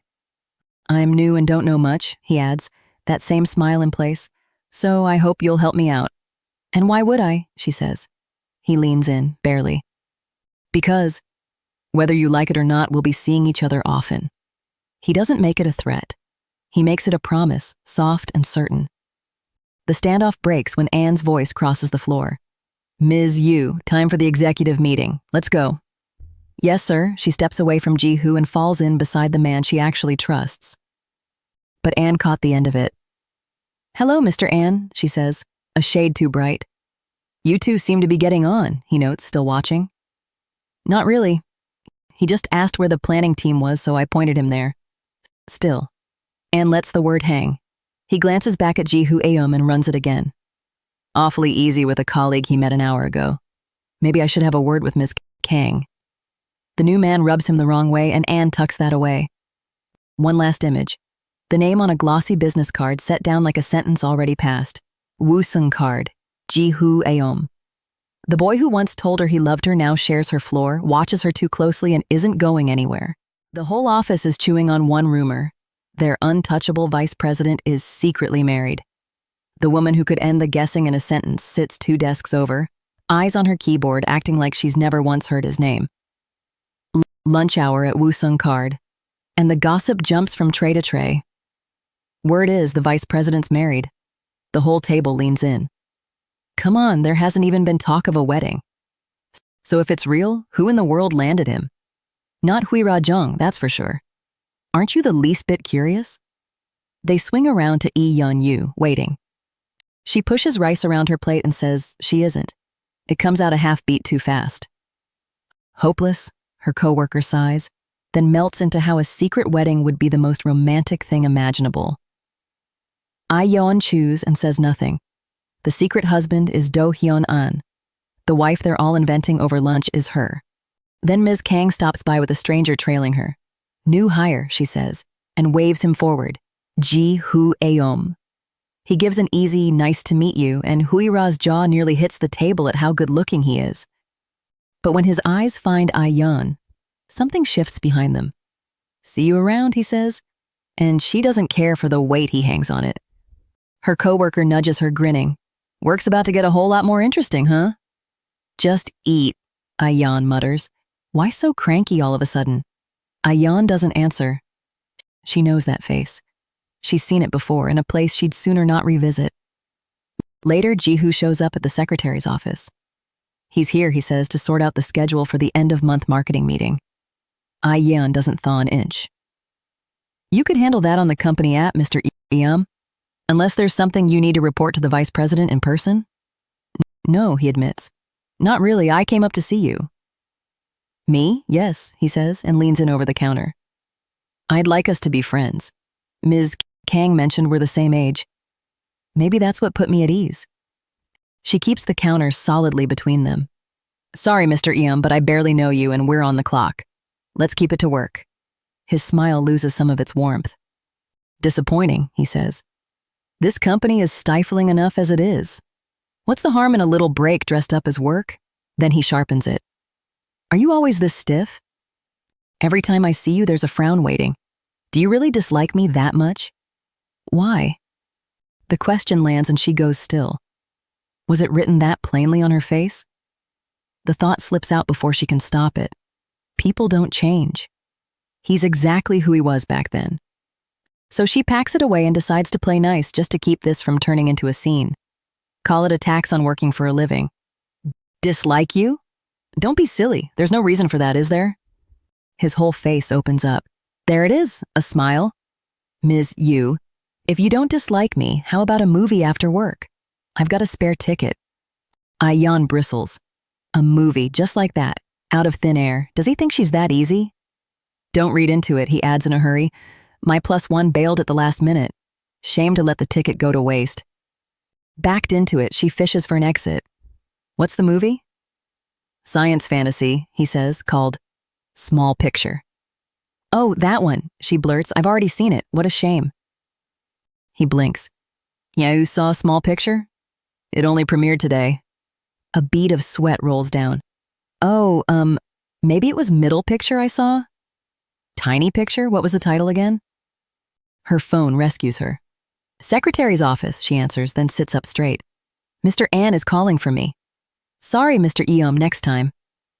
She's out the door before he can get a word in, and a small part of her could kiss whoever was on that line. Back up a little. In his office, Do-Hyun An has just learned the new hire went up to see I-Yeon. The new hire? His jaw sets. He taps his fingers against the desk, says nothing, then picks up the phone. I-Yeon comes in. You called for me, Mr. An?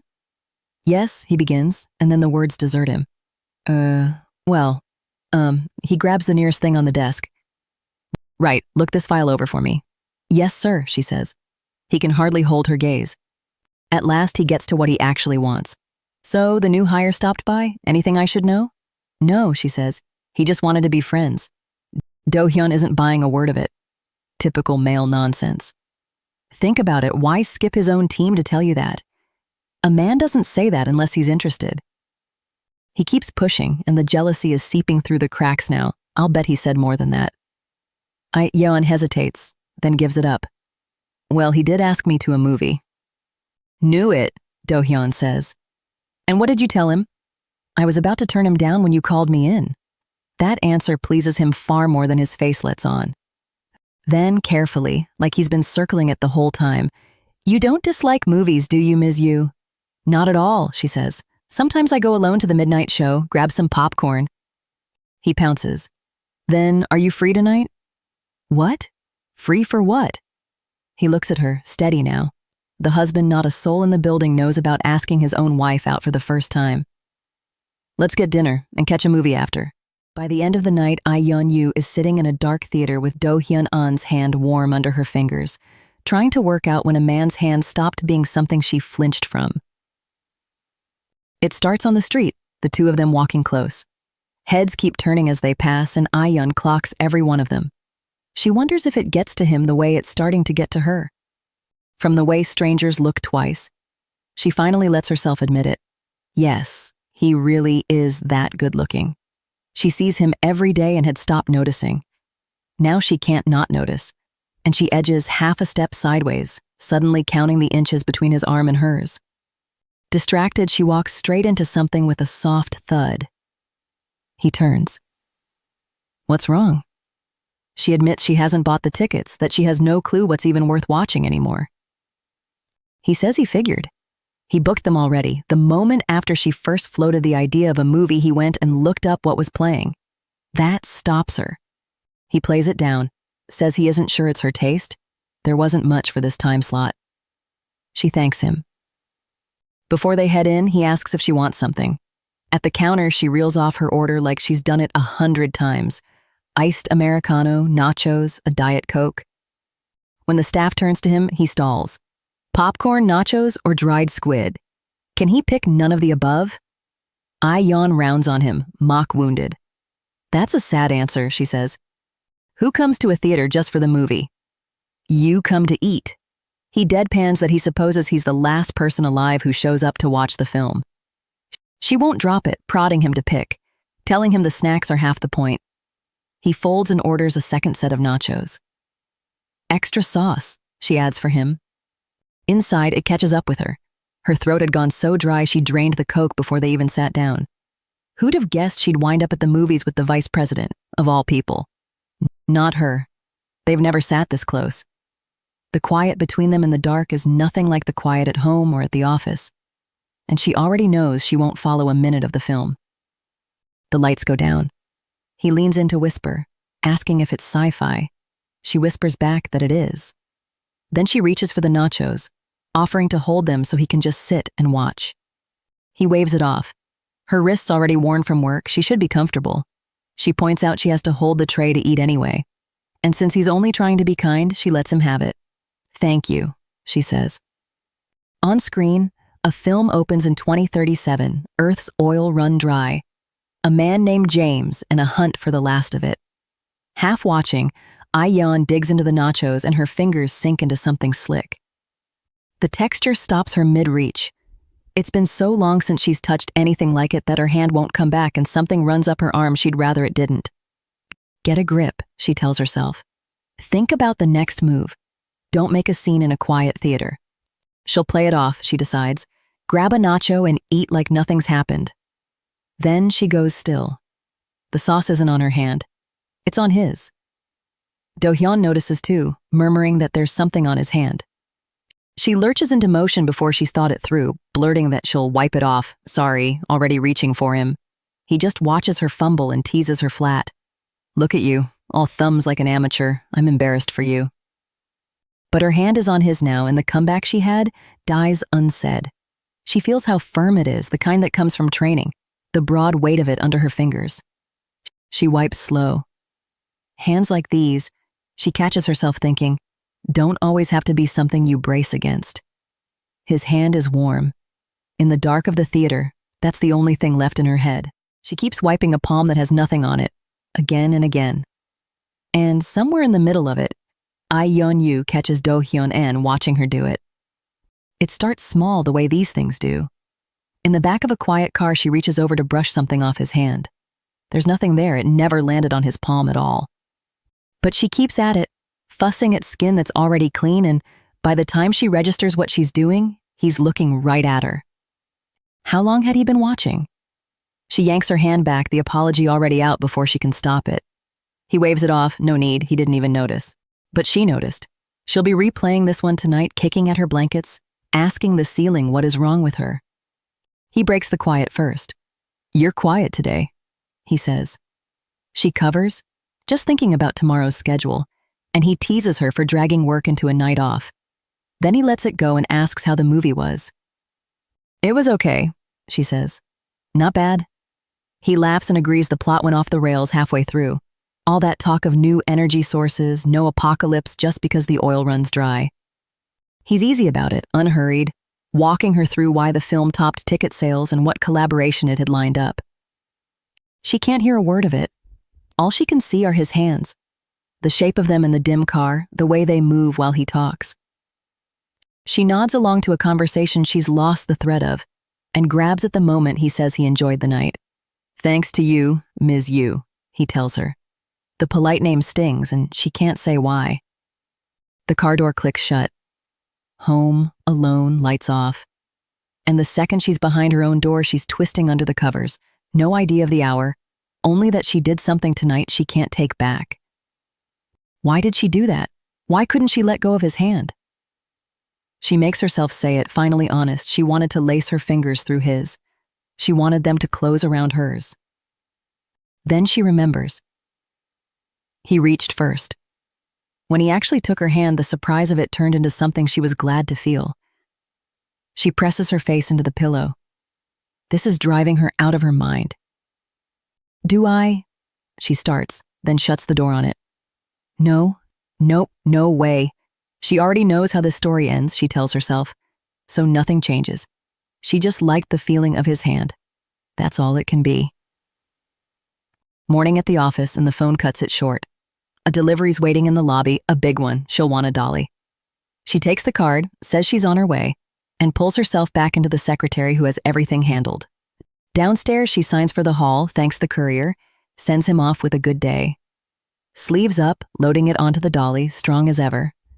And a voice behind her offers help. That looks heavy. Want a hand, Miss Yu? It's I-Yeon. She keeps it polite. Thanks, but she's got it. She has the dolly, she can manage. He won't take the answer. He could use the exercise, he says, already reaching in. She says it again, firmer. It's fine, she appreciates it, but it's really okay. He keeps pressing. It looks heavy, and isn't this sort of thing outside a secretary's job anyway? He'll at least pull it to the elevator. Her voice changes. Mr. I-Yeon, she says, if you keep insisting, it makes me uncomfortable. You said you wanted to be friends, right? Then please don't do things that make me uncomfortable. She turns, excuses herself, and walks, leaving him with his offer unfinished and her name half out of his mouth. But he follows. Mr. Yu, he calls, again until she stops. There's something he's been wondering, he says. She tells him to go ahead, the dolly still parked between them. All this time, he says. And the question comes out soft, almost gentle. How have you been? She blinks. Sorry? I don't quite understand. It's an odd thing to ask a man she's only ever met as a stranger at work. And it hangs there, unexplained. Then he just says it. It is you. The gorgeous I-Yeon Yu.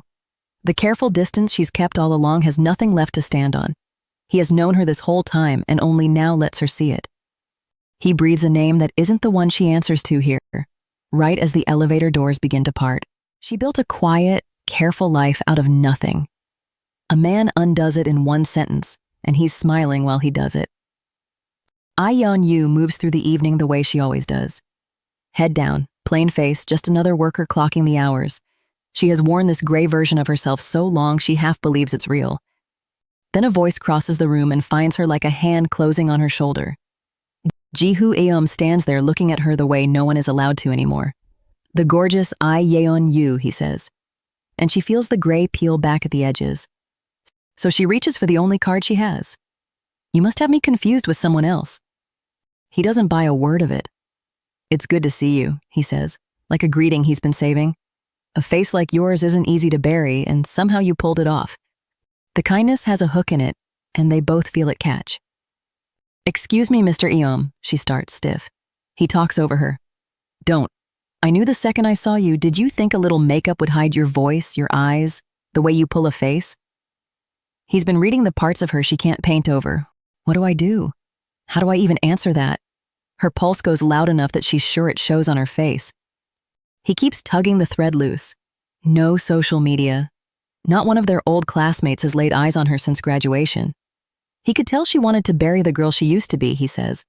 So he played along at first and pretended she was a stranger. But you kept turning me down. he adds, and something almost bruised slips under the words. That kinda hurt, you know? She doesn't give him an inch. Then you should have kept pretending. I didn't want to see you again, I still don't. I don't even want to stand here explaining myself to you. That only makes his eyes light up. That's too bad, he says. Feels like an opportunity to me. What? She gets out. He spells it flat. What do I get if I just pretend I never knew you? She has no answer, and the gap where one should be becomes the price. What do you want? She asks. Give me some time. A real chance to apologize.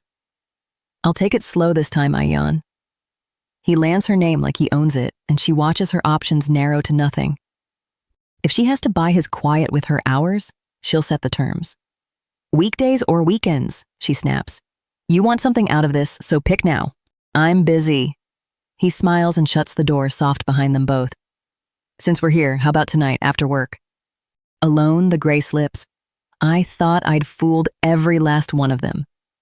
Now how do I keep Ji Hoo-eom's mouth shut? Then a smaller, stubborn problem elbows in past everything else. Tonight's dinner. She has to tell Mr. An. She knocks on Do-hyun An's door. Ah, Miss Yu, come in. She keeps it short. I have plans tonight, might get back late. Thought you should know. He says go, have fun. Then, lighter than he means it to sound. Mind if I ask who? It's been a while since you had somewhere to be. She lets the pause run a beat too long. Oh, it's nothing. Just an old college friend. A college friend, he repeats, and the words don't quite settle. Yes, she says. He catches himself all formal again. I shouldn't have pried. Go on back to work. She goes. He stays at his desk, turning over something he can't put a name to. An old college friend. He says it to himself twice, and the itch under his collar won't quit. He picks up the phone. On the other end is an old friend of his own, the kind who answers grinning. Well, if it isn't the vice president. You two fight? No, Do-hyun says, it's just, there's this person, someone I've known a long time. Didn't think much of her at first, he admits, but somewhere along the line she got under my skin. I get worked up just looking at her. His friend laughs. Sounds like she stinks at her job. Fire her, he won't. People aren't parts you toss in a bin. Fine, his friend says, then say it straight. What about her? And Do-hyun, who weighs every syllable at work, finally lets one out plain. She looks ordinary enough, but for some reason I want to keep seeing her smile. It's strange, he goes on. This ordinary person feels like something else entirely. She's got her quirks, and I don't mind a single one. The more I learn about her, the more I see how thoughtful she is, and how much steadier than she looks. His friend cuts him off. Skip the cheesy intro, get to it. How much plainer can I say it, Do-hyun mutters. I just can't stop thinking about her. The line goes still on both ends. Then the friend's voice drops the joking. Hey, you can't do that. What? You're married to Ms. Yu, that's an affair. The way you're talking, this woman's clearly gotten to you. You've caught feelings. Do-hyun stalls. His friend keeps naming the thing he won't. It always starts exactly like this. You notice her, you think about her, you start wondering. At your age, no less. He doesn't catch the end of it. Something has already dropped into place behind his ribs, and the call closes on one dull final knock he can't talk his way out of. By the end of the night, Do-hyun An is awake on the couch counting the same three things over and over. A weeknight, his wife home this late, and one word he keeps tripping on. A man. It starts somewhere harmless. A hot pot place, steam climbing off the broth, a man filling glasses and nudging dumplings across the table like an apology he hasn't said yet. He picked the spot on purpose. I-Yeon Yu reads the whole setup in a glance and leaves her glass where it is. She isn't drinking. She isn't softening. Say what you brought me here to say, she tells him, and let's be done. So he goes back to the thing they buried years ago. Back then, he says, the confession blindsided her.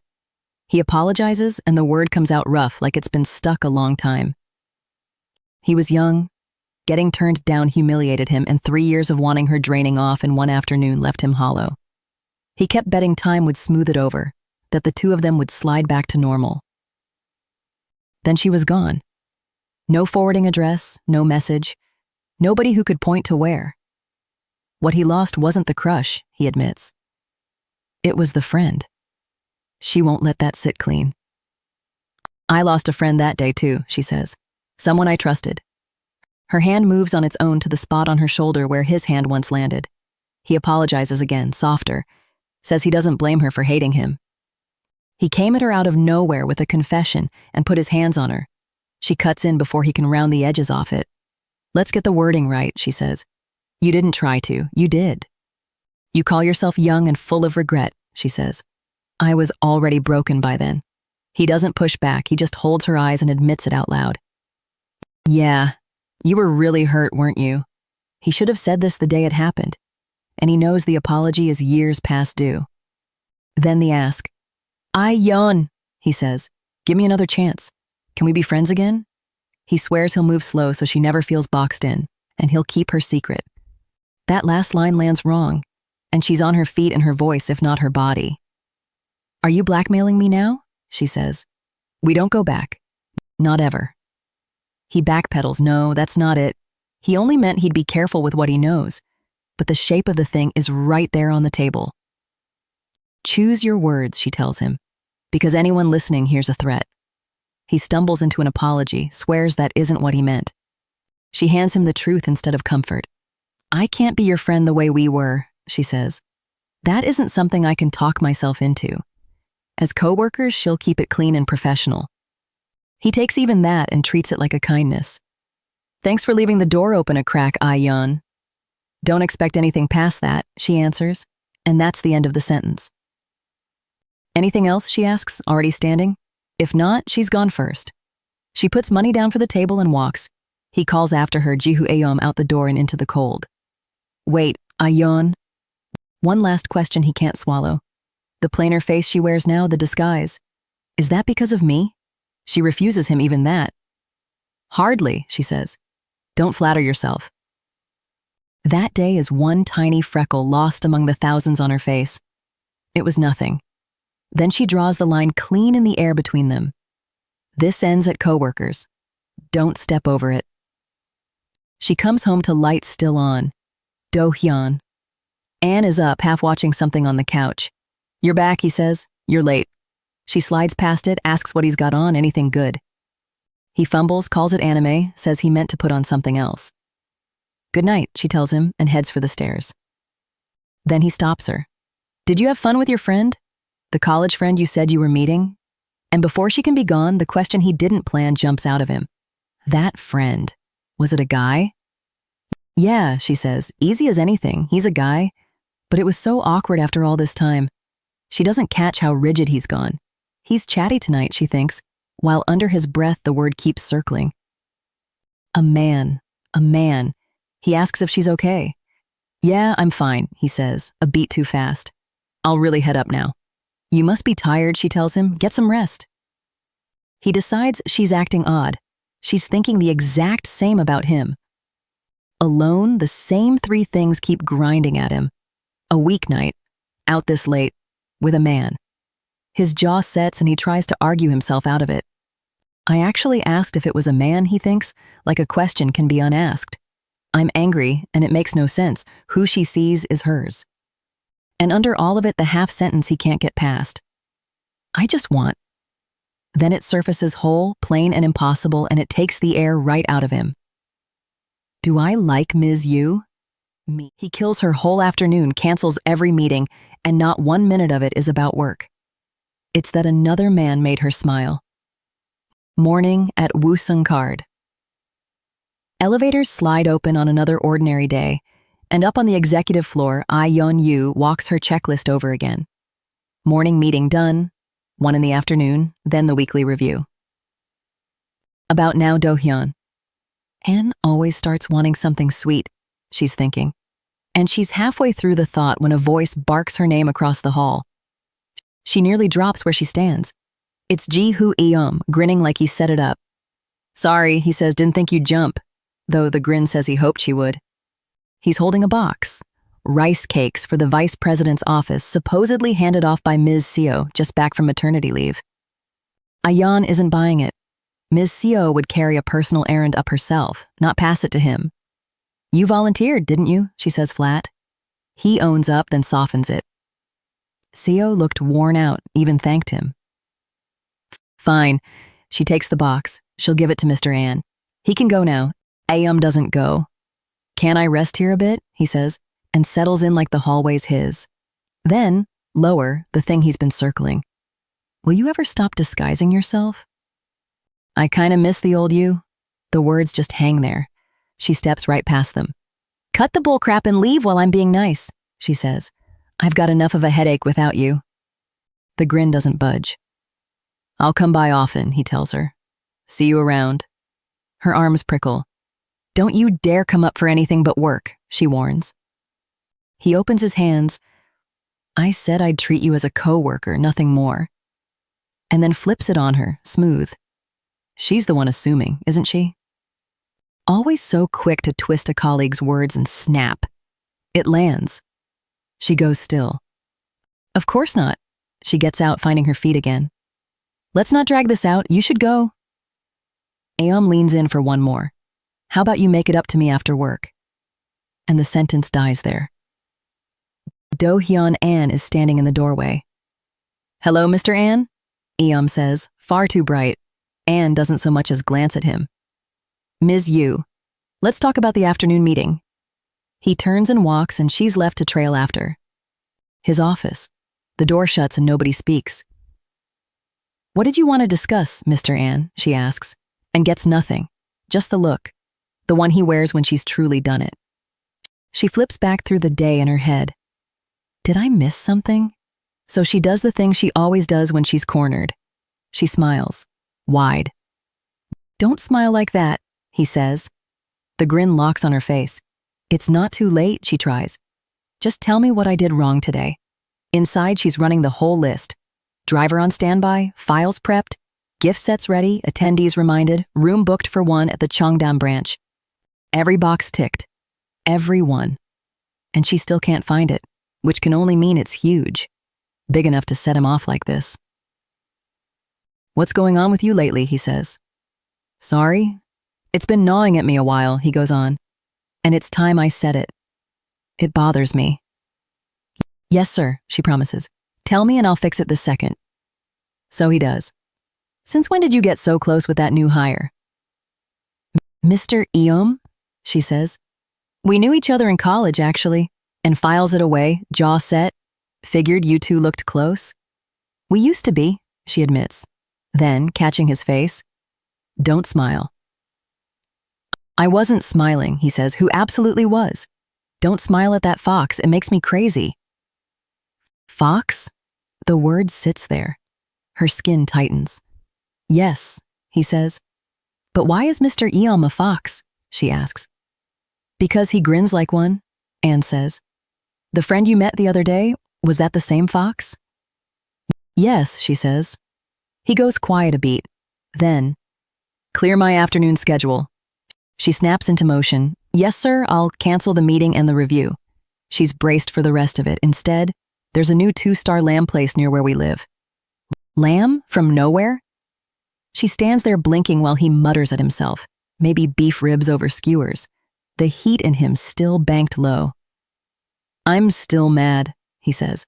I'll have to go tonight. You're going alone, she asks. No, he says, with you. Are you free tonight?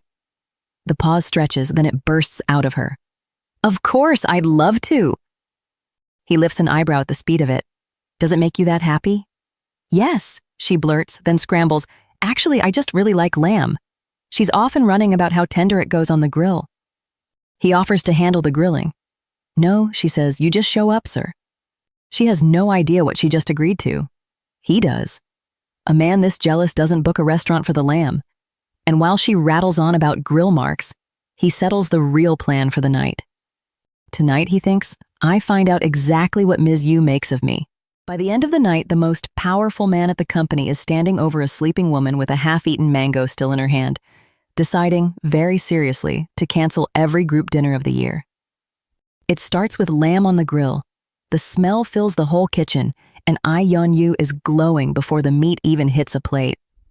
We should have done this ages ago, she says, and reaches too fast and knocks something over and laughs. Do-hyun. Anne pours her a glass of baijiu, then one for himself, and watches her take that first long, happy sip. Between bites, she asks what made him crave lamb all of a sudden. He keeps his eyes on his glass. He thought she might be craving it. She blinks.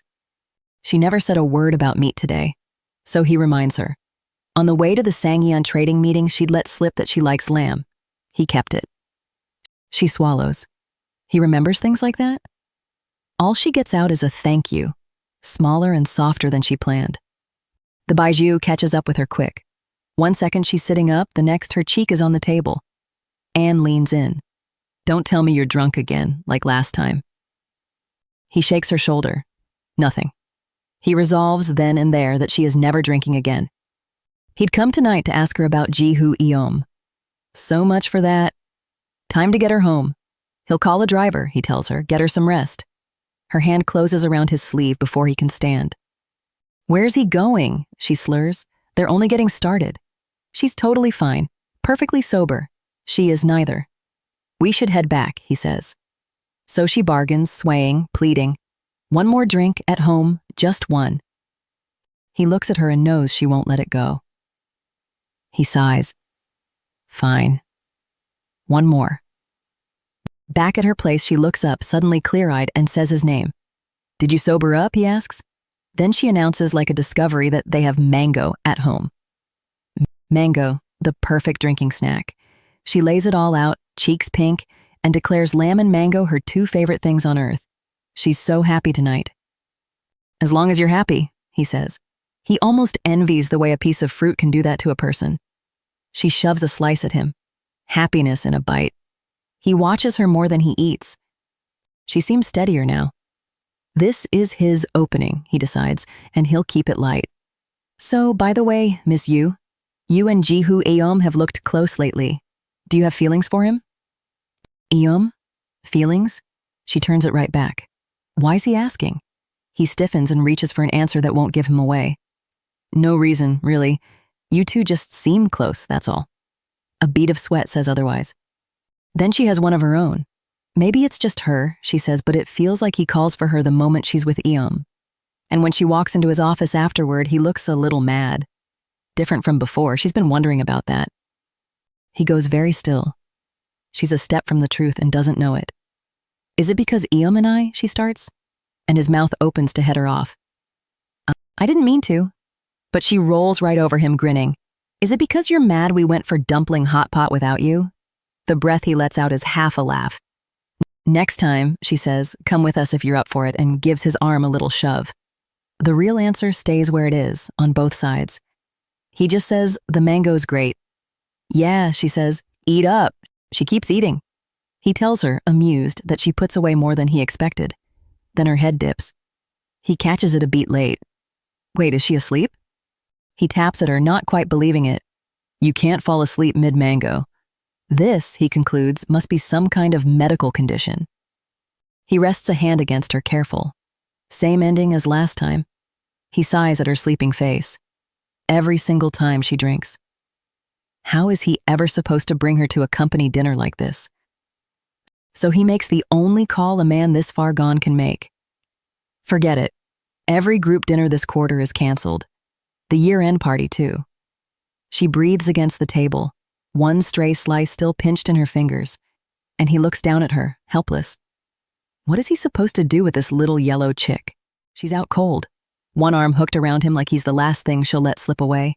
He's the one who can't breathe. It starts harmless enough. Do-hyun. Anne sits across from I-Yeon Yu while she finishes her food, cheeks packed, in no hurry at all. He should look anywhere else. Instead, his eyes keep sliding back to her mouth, and he only catches himself a beat too late. Time to go, he tells himself. Slip her glasses off, let her sleep, that's all. His hand reaches, and hers closes over it. A sleepy little no on her lips as she tugs him in. One pull and he's down against her. His heartbeat goes loud enough to fill the whole room. He locks up mid-motion, hunting for an exit that won't wake her. He tries to lever himself loose. She only holds tighter. Wait, Ms. Yu, could you let go? he whispers, squirming, sweat at his temple, wondering how someone this soft asleep grips like a vice. She mumbles his name into his shoulder. He stops dead. "Are you awake?" he asks, barely a sound. And she just nestles closer. The thought sits wrong in him. She's wide open, nothing held back. What if it were anyone but him here? Then half in a dream, she keeps talking. When they first met, she says, he was scary. But he turned out warm, and now she finally believes it all the way down. He can't tell if she's awake or under, and that's the part that gets him. Holding her like this drags his mind into the corners he keeps shut by day. She'd let something slip once, an old wound. What kind of life teaches a person to flinch like that?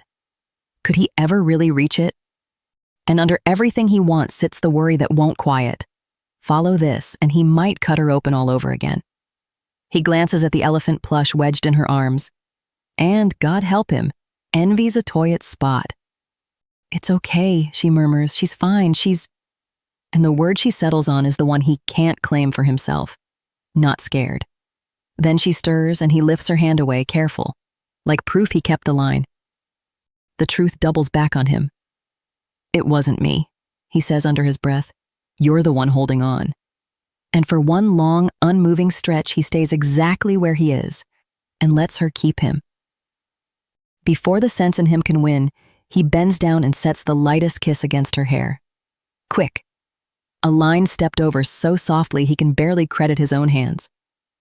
He pulls back, reaching for something ordinary. "You awake? Want some water?" Then she moves, all at once. She catches his face in both hands and kisses him square on the mouth. Everything in him stalls. Her fist knots in his collar, her name caught half-spoken on his tongue. I-Yeon. And the floor he thought he was standing on simply isn't there. He draws back to look at her, still out, slow, even breaths, fast asleep. She kissed him without ever surfacing. He sits there gutted, staring at a woman with no clue what she's done. "I'm losing my mind," he breathes. He's not wrong. And that's it for today's episode. If you enjoyed this recap and want to see what happens next, make sure to hit the like button and subscribe so you don't miss the upcoming parts. Let me know your thoughts in the comments. I'm reading everything, and your support really helps this channel grow. Thanks for watching, and I'll see you in the next one.